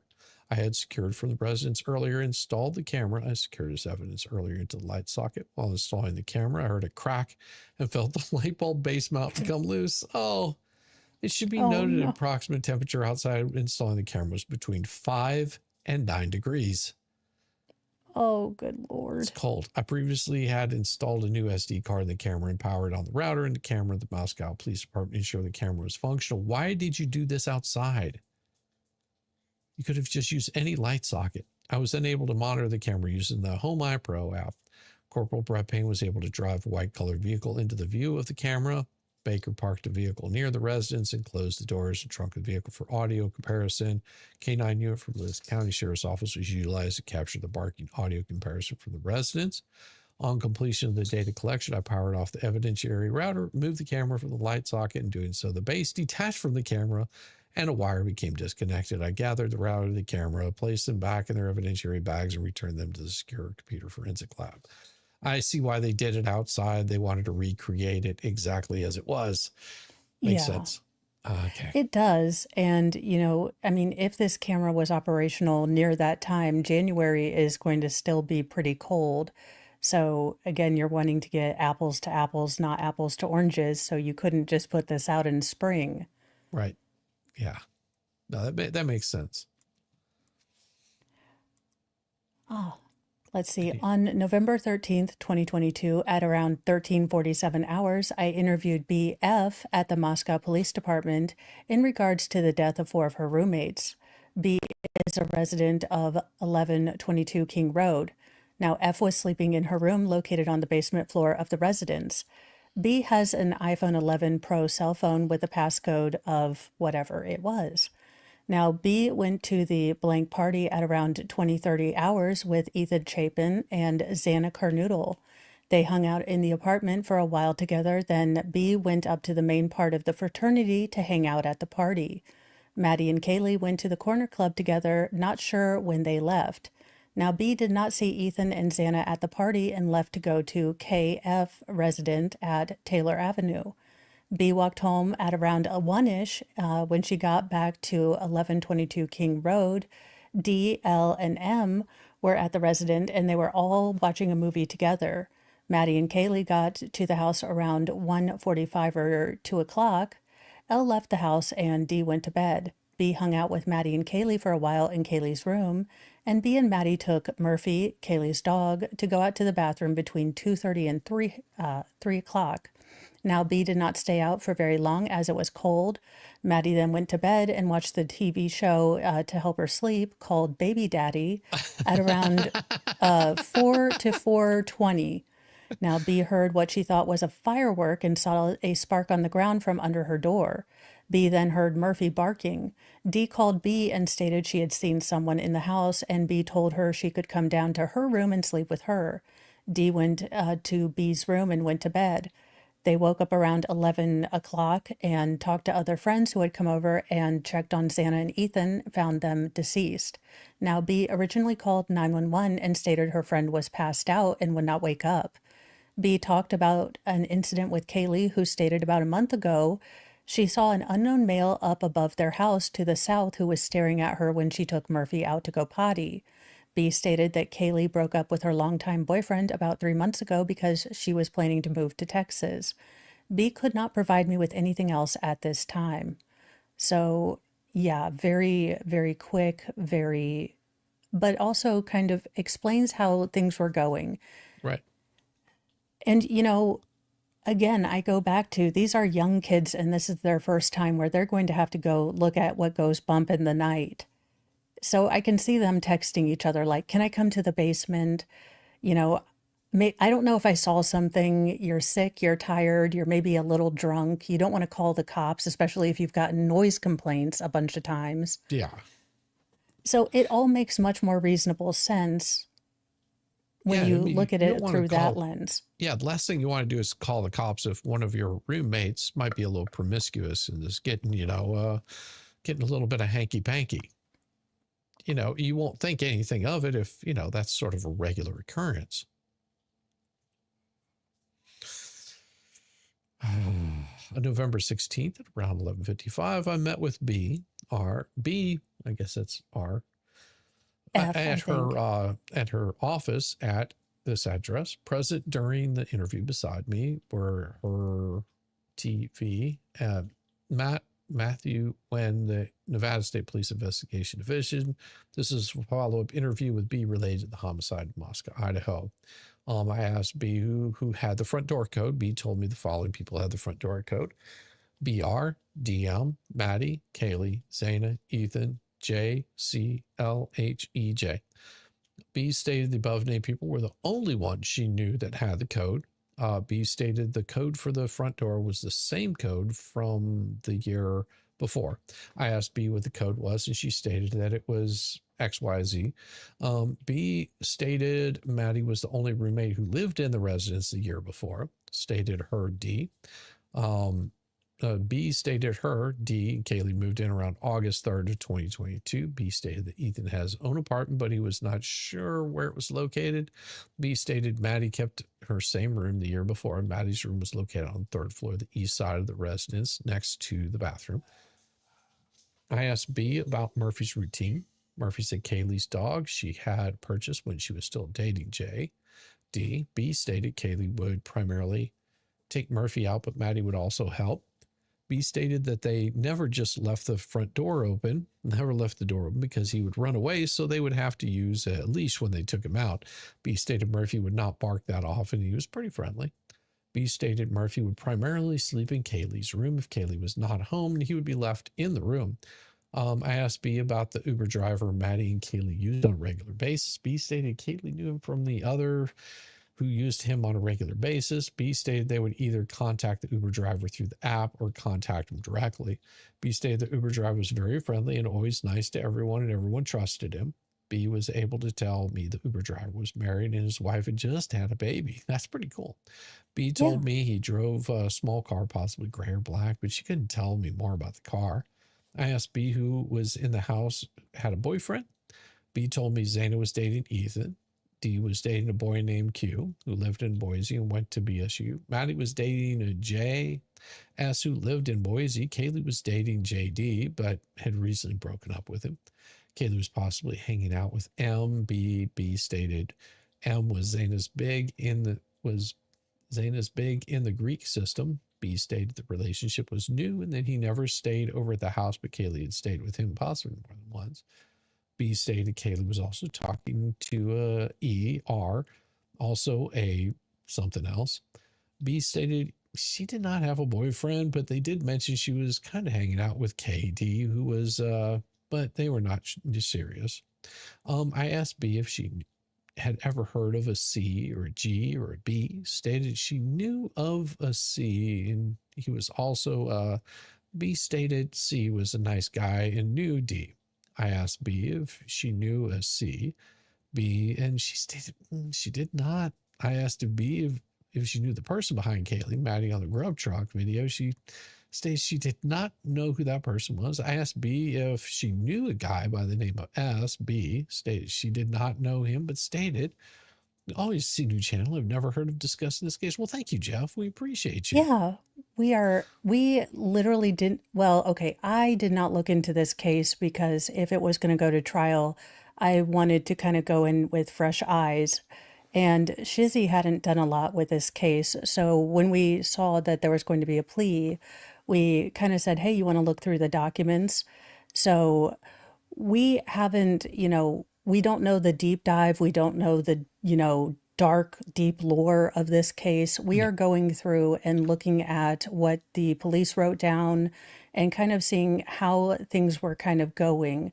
And then giving different perspectives, looking at that. We're not sticking with the gory stuff. This isn't the channel for that. Yeah. But just getting the information that we would have maybe learned about in the trial and trying to make sense of this, but not give Brian any more attention than he really needs, which is none, except from his new prison boyfriend. Well, boyfriends, from what I hear, they're very hungry. I think he's going to be polyamorous. Yeah, probably. Not not consensually though. I asked who paid for the Spectrum Wi-Fi account. B told me it was Kaylee who paid for the account. B told me the login for the password was XYZ and the Wi-Fi name was LMNOP. B stated she did not know what the actual username and login was for the account. I asked B if she knew of anyone who had gotten asked to leave any of the parties throughout the house. B stated 2 guys from the something house, JH and another guy she only knew as R, got in a fight and were told to leave. B stated this fight occurred about a month before the incident at the house. I asked B about an AC. B said A used to live at the house but had moved out. She asked B who used the bedroom on the west end of the first floor. B stated Kaylee and Maddie used the room as an office. B stated Kaylee would use it for her work and had her computer in it. I asked B if any of the girls who lived in the house had jobs. B told me Maddie and Sana both worked at the Mad Greek on Main Street. B told me Kaylee worked for an online company and worked from home. Whew. B did not know who the company was. B told me Maddie also looked for an online company, but it was not the same company. Or I guess worked. B said the company Maddie worked for was out of Boise, and during the summer she had worked for them in their office in Boise. I asked B about the drug use in the house and who used. B told me Ethan and Sana both took Adderall. Hey, Yoli. How you doing? Good to see you. Hope you're doing well. I hope so. And we were, and Yoli's awesome. Oh yeah, I think I've been on a panel with her once, and I don't remember what panel it is. To be fair, I have 6 children and I sometimes remember all of their birth dates. I was there, but I sometimes get them right. Sometimes. She told me that she saw Ethan take a pill and she saw Xana crush up a pill and snort it by using a rolled up pill in her room. Good job. B also said she thought Kaylee also used Adderall, but was not sure. I asked B if she had any issues from any of the other people who live around them. B stated besides the 3 or 4 noise complaints they had, there were no other issues. That sounds about right. B told me Kaylee would look up who registered SA offenders who lived in the area. would look up. Okay, so Kaylee would look up and see if there was any registered offenders who lived in the area. Stated Kaylee had found a registered offender who lived close to them in the blue apartments on Queen. Kaylee stated he was older, in his late 30s or 40s. B stated Kaylee was looking at the sex offender registry within the week or so before the murders. B stated Kaylee was into crime shows. Well, then she would have loved us. B stated there was nothing that happened to prompt her to look up the sex offender registry. Just crime, just seeing, well, who's the weirdo in my neighborhood? Look, I want to see if my city looks like it has the pox, so that I know if I need to move. Exactly. I asked B about the other incidents where Kaylee had mentioned some weird things had happened. B told me about an incident in a Winco where a male had followed her around the store, watched her check out, and then followed her to her vehicle. Zana was waiting in the vehicle. B stated Kaylee said the male was African-American in his late 20s. B felt it happened sometime before Halloween, so mid to late October. B stated Kaylee purchased a case of White Claws. Oh, there you go. B and her roommates had found the door open on November 4th at around 10:57. They entered the house and grabbed the golf clubs out of the west first floor bedroom.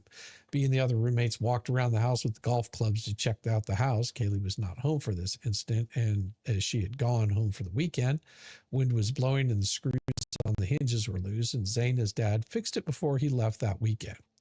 Kaylee told everyone about the incident. Yeah, exactly. About the incident where she saw a male watching her when she had taken Murphy out back to go to the bathroom. B could not remember when this happened, but she could not provide an actual day. Of course she could. B stated she had been at a chapter meeting at the time Kaylee called them, asking them if they were going to be home soon. Following is a timeline of events of November 2nd to November 3rd, 2022. Is this a long one? Because you can take over for a little bit. Yeah, okay. Let's see. B stated she was the last one in the house to wake up, and when she got up, Ethan was in the house in the living room, and Kaylee, D, Maddie, and Zaina were all gone. B felt she got up sometime between 10 and 11 in the morning. Now, B stated she checked her Find My Friends app and saw that they were at Taco Bell at the time. As you should. God, this is so college. Yeah. Like, look, we found 50 cents in the thing. We're all going to get like half a taco. Once Kaylee, D, Maddie, and Zaina got back where they started getting ready for the day, Kaylee, D, Maddie, and B were in Kaylee's room, and they were getting ready for a party at Taylor Street, the Whites. Now, the house belonged to B, S, and K. The apartment is located on the second floor on the far east side of the apartment building. B stated this was between 11 and 12 in the afternoon. Now, B stated Kaylee left for the Whites before the rest of the group.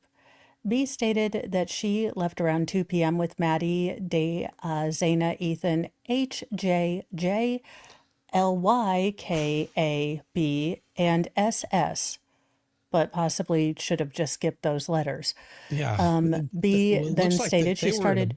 They were in a van, because you're not going to be in a four-door car with that many people. Well, but aren't the Queen's apartments located very close to King Avenue, so couldn't they have just walked? Oh, that's a possibility. Yeah, probably was. B stated she started drinking around 11:30 or 12.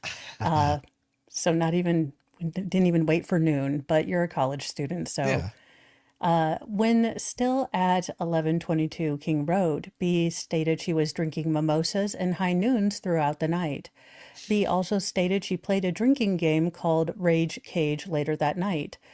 B said she felt she drank about a 12-pack of high noons during the night and 2 mimosas in standard wine glasses. Oh, Jesus. B was unsure of what she'd been drinking when she was playing Rage Cage, which sounds awesome. I don't know what it involves, but I kind of feel like I'd need to be drunk to do it. You need to find But it then out. I think that drunk Mo would feel like she was awesome at it, regardless of reality.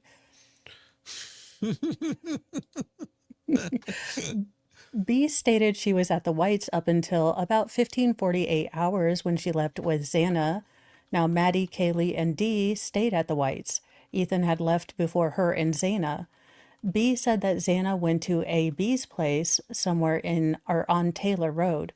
B said that Xana left there around 1651, so 4:51, and went back to 1122 Road. B said Xana, Maddie, and Kaylee and Dee were all at the house and made food. Ethan was not at the house during this time. At around 1800 hours, B, Xana, Maddie, Kaylee, and Dee all went up to take a nap, and they all set alarms for 8 o'clock. B got up at 8 o'clock. Once they all woke up and got ready to go to Blank's house for the house party, Maddie and B left first to go to P's apartment at, well, somewhere around 9 o'clock. Now, Kaylee stayed home and was not going to this party at the place. Now, Ethan and Xana came over to the party after B and Maddie. Dee did not come with the rest and walked over at a later time. Maddie was not there for very long, and she went back to the house to go to the club with Kaylee. B left Maddie sometime after 2109, so 909. Look, I don't do math. What is, I keep seeing something flicker, and you know my ADHD can't deal with that. Yeah. Tack on it. You are entrapinating me. Stop entrapinating me. I can't figure this one out. Doggone it. One of B's friends, YA, got to the blank and hung out with her. Now, B stated that Y showed up around 2200 hours. They stayed at one of the apartments a little longer, and she and Y went to the main house for the fraternity. B stated this might have been around 2230 hours or 2245. Now, B states she hung out in the main part of the house for a while before she left that fraternity and saw Ethan and Xana in P's apartment. B stated this was around, 17, so right around 12:17. Okay. In the morning. Now, B stated she walked home at around 1 a.m. with D and L and M, and they were the only ones in the house. Now, B, D, L were watching Vampire Diaries for a while, and then around 1:22, L left. Now, D went to her room after L left, and at about 2 o'clock, Kaylee and Maddie came home. Now, Maddie, Kaylee, D, and B went up to Kaylee's room and, hung out for a little bit. Kaylee was getting ready for bed as they were hanging out in her room. B, Maddie, and D went downstairs, and Maddie and B took Murphy outside to let him go use the bathroom. Now, B only stayed outside for a short time, then she went back into the house, put something away in her cupboard, and grabbed a bag of chips. B then went directly downstairs to bed. Now, B stated nothing was unusual about Maddie and B's demeanor when they got home. B stated they both appeared to be happy. B said that Maddie was highly intoxicated and she hadn't seen her at that level of intoxication for a very long time. Now, B said that she went to bed using her iPad to watch a TV show off of Hulu. B said she was watching Baby Daddy. B could not remember what episode she was watching or how long she had been watching. As she was watching the show when Maddie came downstairs and asked her if she had Murphy with her because she couldn't find him. Now, B told her no. B said that her door was locked and she normally locks her door when she goes to bed. B told me she eventually turned off the show and her iPad and went to sleep. Now, B said she woke up after falling asleep to hearing what she felt was a firecracker going off, and she thought she saw a sparkler going off through that crack under her door. B stated she did not know what happened. Either B called D or D called B, and D stated she thought she had just seen someone dressed in all black in the home. B said that Xana had been wearing all black. Now, D responded by saying she thought he had a ski mask, or she had a ski mask. Okay, no, the person had a ski mask on. Right. And again, these are some of the reasons they might not have called, like, you call your friend who's also in the house. Okay, well, someone was wearing all black. Are you sure you saw what you saw? How many, drinks did you have? That kind of thing. Yeah. Before we start calling the cops and getting them involved over Yeah. something, we've already had 4 complaints. Last thing we need is. Well, and B said she didn't really know what to say about what D had said. And B admitted that both she and D get very scared easily. B even thought maybe one of Ethan's frat brothers might have been playing a joke. B told D to come down to her room, and D ran down to her room. Now, B tried calling Kaylee, Maddie, Xana, and Ethan's phones, but no one answered. B said it was normal for Kaylee, Maddie, Xana, and Ethan not to answer if they were sleeping if she called late at night. So again, that kind of, fear response is like, they're probably asleep. Look, Yeah. like Maddie was super drunk. Everyone was tired. Let's see. B looked at her phone and it showed that B had called D around 4:19 and heard a firecracker, and D said she did. So they're just all calling each other, trying to figure out, did you hear the firecracker? Did you see some guy? Is this a frat prank? B did not recall if it was during this call that D had talked about seeing someone, in all black walking through the home. Now, once B and D were in B's room together, they continued to talk about what they heard and saw. B told me D said that the male in black was walking out the back door and that they'd made eye contact with each other. Now, B said that D was a male who was white with a big nose, and he was possibly holding a small vacuum type object. Okie dokie. B and D did not call 911 at the time because B thought that D was imagining what she was talking about. B stated both her and D were still drunk and very groggy. B told me prior to hearing the firecracker, she thought she heard Murphy bark and also heard what she thought was the beer pong table moving and cups falling. Now, the beer pong table was located in the living room right next to the picture of Jesus.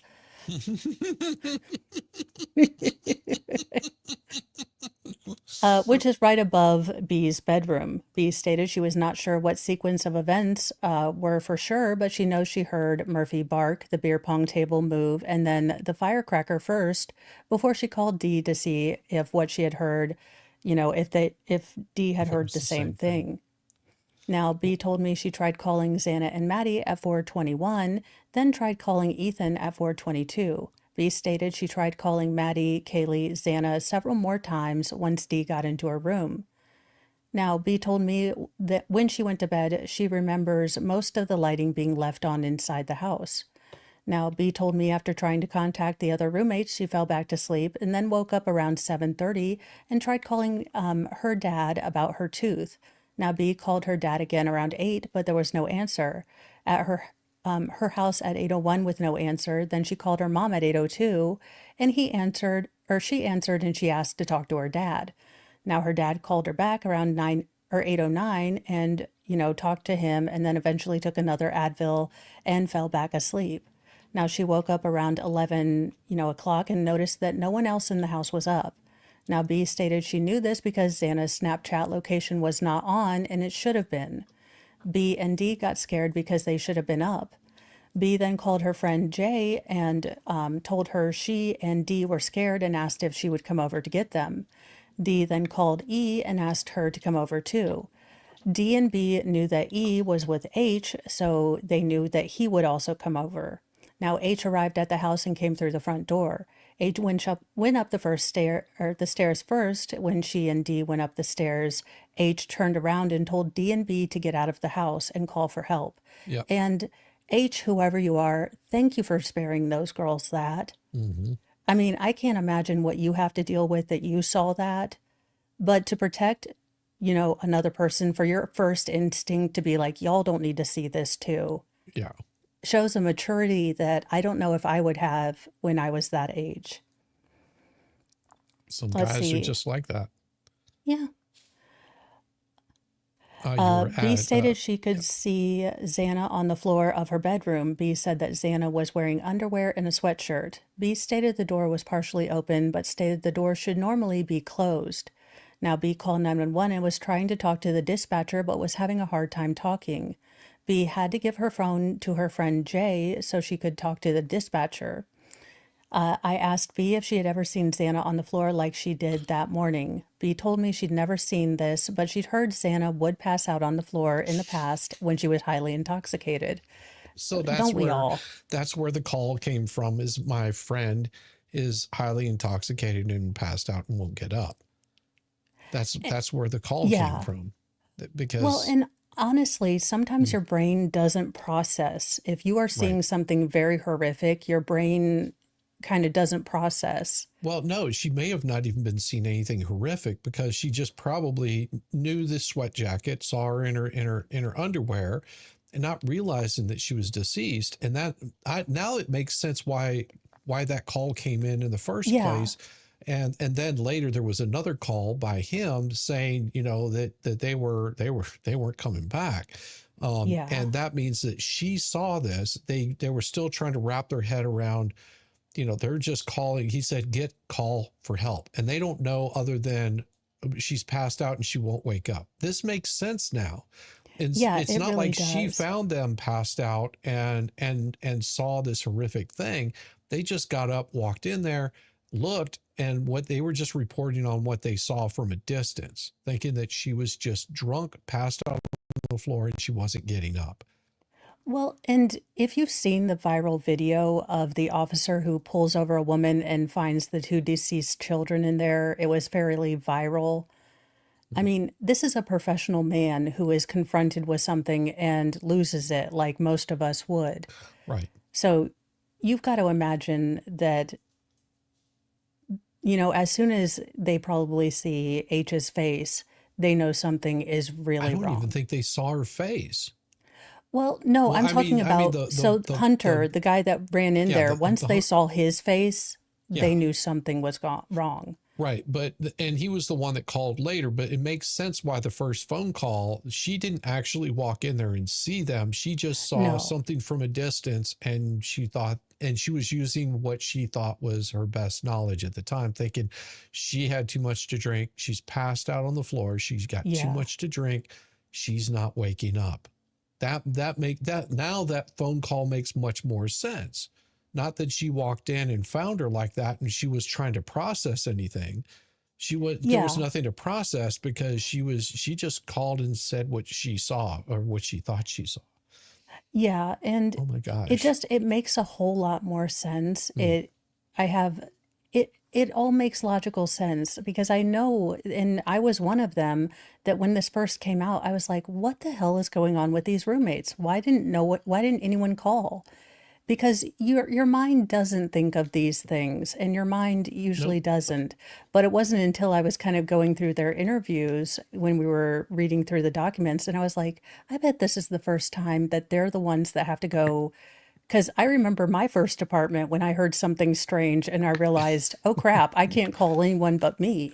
Yeah. So, Yeah. you take your big, skillet and you Well, you and walk that's the around. thing. It wasn't even that. It was, because they were generally scared anyway. So Yeah, whatever they heard was probably like, oh, great. One of the boys is playing another joke again. One of them is, is got a ski mask on because he's going to go outside. I don't know this guy. He's probably one of the fraternity brothers and it's cold. Yeah, it seems like a lot of this stuff. It's like, so what did he look like? I don't know. I mean, he had a big nose and bushy eyebrows. I mean, I really didn't get a good look at him. I mean, he said yeah, something to me no. that might have been this, might have been that, and then just moved on. But you got to share it. So this right here, this is how you play Rage Cage. Rage Cage is a classic Ooh, drinking game. To get started, arrange at least 10 drinking cups in a solid circle at the center of a table. enough for a Fill all the Canton cups PD 1/3 investigation. full with beer, except the one in the middle, which Ah, should be completely full. If you don't like beer, you can use some other drink, but make sure the alcohol content isn't too high. Position 2 players at opposite sides of the table and have them count backwards from 3. Then, each grab a cup and drink it dry. Then, they set the cups down and try to bounce a ping pong ball off the table and into their empty cup. The first player to succeed passes the empty cup and ball to the next player to their left, who then tries to bounce the ball into the cup so they can pass it on. If a player is still trying to get their ball into a cup when another player makes a pass, that player has to stack the 2 empty cups together, pass them to the left, and drink from a new cup. The game continues until all the cups are empty. there you go. Now you know how to play Rage Cage. well, I'm never winning that because it requires hand-eye coordination and drinking a whole lot. Well, you were asking about it. I was like, I've never heard of Well, rage yeah, cage. I was like, that sounds pretty good. So we have got all the way to supplement redacted 90, and I think there's only like 703,000. So Hey. we've got plenty of Wednesdays covered. Well, and also there's, a lot of those will, like we did today, we'll be able to skip over those pretty easily. And because it's just either a repeat or it's, they just gathered some information off of a phone. And until Yeah. you get further on into the investigation, that's whenever you're going to start seeing a little bit more. Like I discovered X, Y, or Z. This is what was on here, 500 pictures, and they were all over Snapchat, or whatever. Yeah. And, as far as where the case stands currently, I do hope that the parents are able to block whatever. Look, have all the parents go through whatever they want. If they don't feel strong enough to look at the pictures, just say, I don't want any, you know, pictures that would degrade my child. I don't want any of that on the internet. And Right. I think everyone should be fine with that. I Yeah. mean, And if they're not, well, then they're sickos. yeah. Respect I the family for their wishes, I not keep what you getting my want. eye drawn to you in the helmet, so I keep getting that over there, distracted by the mini you behind you. the Yes. mini me, yes. Would this help out if I just did this? Just put that on right there. Now there's two of you. They're twins. We're twins. I always felt bad for Danny DeVito in Twins. I was like, who the hell did that? That was just mean. That was hilarious. That movie was so funny. I love Uh, that movie. And then they teamed up again for Junior. yes. We need a new Danny DeVito Arnold movie. We just need it. My God, could you imagine what that thing would look like? Get away. Stop it. No, do not go after my shoes. I will hurt you.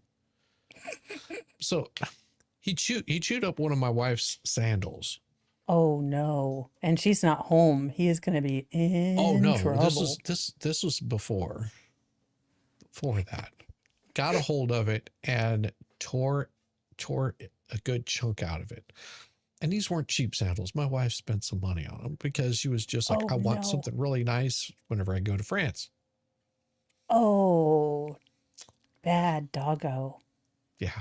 He Yeah. was like, it was Corinthian leather and I'm worth it. It's so sweet and special. I enjoyed every little stitch that I chewed out of it.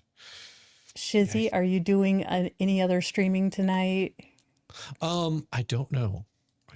Yeah, I may. If I do, then it'll be up, but I don't know yet. I just have to look and see if there's any filings that came out that interest me. I may go ahead and do one because I've got those 911 calls I still haven't gone over. Yeah. Okie dokie. Oh, it looks like, let me see. It is my window licking hat. Well, it looks like the alternate juror, I can speak English, is my only language. I'm great at it. Is doing the Betty Broderick trial, and that is an oldie but goodie, because a crazy blonde chick who murders her ex-husband and his new wife, and then tries to Sarah Boone her way out of that. Well, she didn't have a suitcase, but she was the original Sarah Boone. Yes. Bad duck. She's going to try to be streaming on that tree that whacked him. No, that tree is gone. That tree has been long gone. It got cut into firewood, and I think I burned the last of it at the beginning of the spring. So, Ooh, yeah. revenge. Yeah, I don't know if you knew about that, but I had a tree catch me right here, and it punched a hole through my face, and you can see my tooth on the other side of it. Yeah, there's a lot of blood, a lot of pain, and then I streamed that night. I had to shave off all of this. Like it all came off because I didn't want to have just like this one spot that was shaved bald with a bandage over my lip. You could have done a reverse struggling painter from Austria in the 30s. No, it would have looked like a full-on Austrian painter from the 30s because Oh, I would have had just this bandage across my face. oh, well, yeah, that would have looked really bad. Yeah, Never it looked mind. really bad. I was like, no. That's why you went with the Wonder Woman Band-Aid when they asked Yes. which one you got. No, it was I went with a blackface band-aid. You know, just I thought that would be more appropriate for some reason. Well, you guys, let's see. For me, I will be back in the morning with Mornings with Mo, and then we will be continuing to go pedal to the metal on the Georgia case versus Chris Wolfenberger. Now, I am only steps into day 2, and all I have to say is, Georgia, I'm going to pray for you. I'm going to pray for you. It's all right. Ask me about it later. I'll tell you which street to meet me on. I'm going to meet you in the street. You know, I don't know if you ever had this on your bingo card, but I did not have this on my bingo card. When the state's witness was getting upset that they were asking her about prior convictions, and the defense attorney said, for solicitation, and she said, never solicitation. And he's like, oh, or not prostitution. She's like, no, it was solicitation. And he's like, yeah, solicitation of sodomy. And I was like, and she's like, that's the one. And I was like, you know, I don't have anything I can add to this. I did not have proud of my conviction for solicitation of, you know, the sodomy versus prostitution, you know, on my bucket list. Yeah, I mean, I was saying, hey, you know, you can go you can go where everybody is going to go on Brian. Well, I didn't know y'all are like the Waffle House capital of the world, because I did not know you had like 87 Waffle Houses in the greater Atlanta area. Well, the original one is in Avondale, I believe, and it's a museum. Like it's still there. If they haven't shut it down, I mean, but it's basically just a museum. It's a Waffle House museum. It's been there since the beginning. Well, you know, she was charged, not convicted. I'm sorry, I got the quote wrong. Paraphrasing, not verbatim. She was charged for charging. It's just saying that'll if she hadn't charged anything, she would have been good to go. Well, but in honor of Waffle House, could you call it just covered, smothered, and, you know, gravied? Well, that's different. That's extra. Well, no, because you've got covered, smothered, chopped, chunked, diced, and topped. See, I only went to Waffle House once. Well, if you get it all the way, it's actually basically like eating an entire meal on its own, because you take the hash browns, you add onions, you add tomatoes, you add no tomatoes. The tomatoes are not cooked in there, and then you add ham, chili, cheese.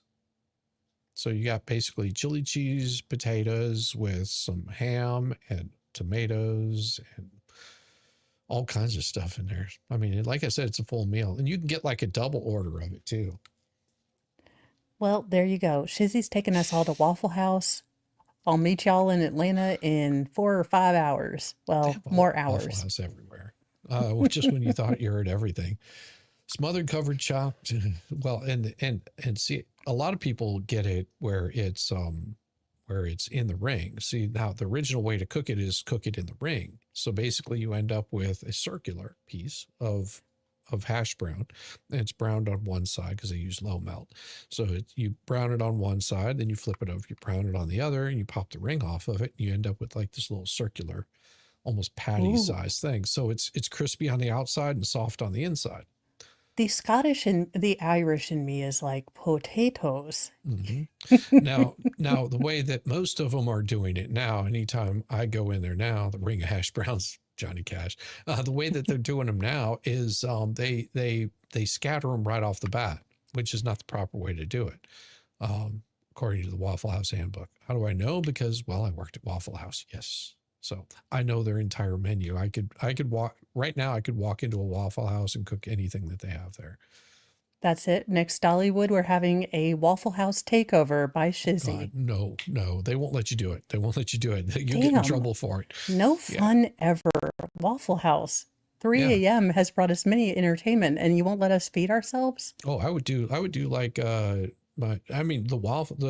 omelets that I make are you've got to do them right though, because you have to have a right amount of oil in it, and you have to have it the right temperature, and then you end up with this omelet that's nice and fluffy. It's like about that thick, and it's got some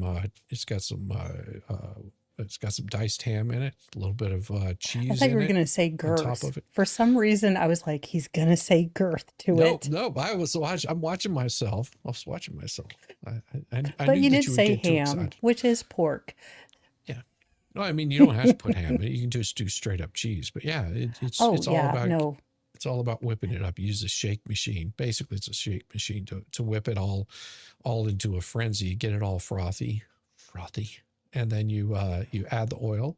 You wait until the oil gets a nice little bit of a ripple in it. And once you've got that ripple in there, then you add your nice mixture of. No, we'll set it up in Expert's kitchen. He has to have the right pan. See, I was the about to say, omelet pan does is Expert completely even different. cook, or does he get most of his nutrition from pixie sticks? Most of it comes from pixie sticks. No, but you have to use the right pan because they have two different pans that you use to cook eggs in. One is the omelet pan, and the omelet pan it's because the egg pan is made out of aluminum, so it's really super slick, and you have to season it, which is pretty easy to do. But that's what keeps everything from sticking in there. It's not a no stick pan. They don't use those there. And All right, Wallstorm, I it's good expect stuff. breakfast. Yeah. Dollywood. Got it. I mean, if you can steal one of those things from Waffle House, good luck. I mean, because Oh my they God, a protect those Dollywood things. pancake breakfast. Yeah, do like and then the hash browns. But see, I prefer Denny's hash browns. They're basically the same thing. It's just preparation of it. Because what Waffle House does is I'm sorry, I'm giving any secrets away of Waffle House. Waffle House Spoiler alert, Waffle spoiler House alert. uses the same thing. They're dehydrated potato. And what they do is they fill them up with water and they let them soak. Now, the way that Denny's does it is they fill them up with water. And as soon as they fill them up with water, they drain them. Waffle House waits for, I don't know, an hour or two and let them really soak up a lot of the moisture. Now, the ones at Denny's, they still do the same way. I ain't cooking a damn thing. Hell no. And then it's crazy the level of Uncle Buck's pancakes. Yeah, I mean, they don't do pancakes at Waffle House. Just so you know, it's waffles. It's same batter, but they put it in a waffle iron. Those are easy. You know, it's like a half cup or quarter cup. I can't remember, whatever the scoop is. Scoop is right there. You just spray it with a little bit of cleaner non-stick, and then you pour it in there, and then close the lid on it. It does its thing. You can add pecans to it, but I will tell you, the apple pie. If you ever get a chance, do an apple pie with cheese. Oh, I'm telling you, you'd be surprised. It's just regular American cheese put on top of an apple pie. They throw some butter inside the pan with some ice, and what it does is it keeps it nice and moist. It heats it up really quick, and then it melts the cheese, and you take that thing off and serve it up. It's actually pretty tasty. Sounds good. Well, don't know I'm if going to you go raid my kitchen to see if we have any waffles. I'm making everybody hungry. It's just like, damn it. Damn Yeah, it. everyone's like, bye, Shizzy. I got to go make food. Yeah. Well, I'll probably do a stream tonight. We'll see how it goes. Okie dokie. Well, keep an eye out for Shizzy's stream. I'm sending you guys over to the alternate juror, give her some love, or go wherever in the interwebs you are allowed to go and don't have to tell your parole officer about. Yeah. This has been Mo signing off for sanity, Ciao, at least guys. for today. Bye, you At least for guys. today. Bye. Look, I've reached my limit, y'all. I have reached it. She's had it up to here with me. Not My quite here, but anxiety here. is over the roof, and my kid just fell. I'm out.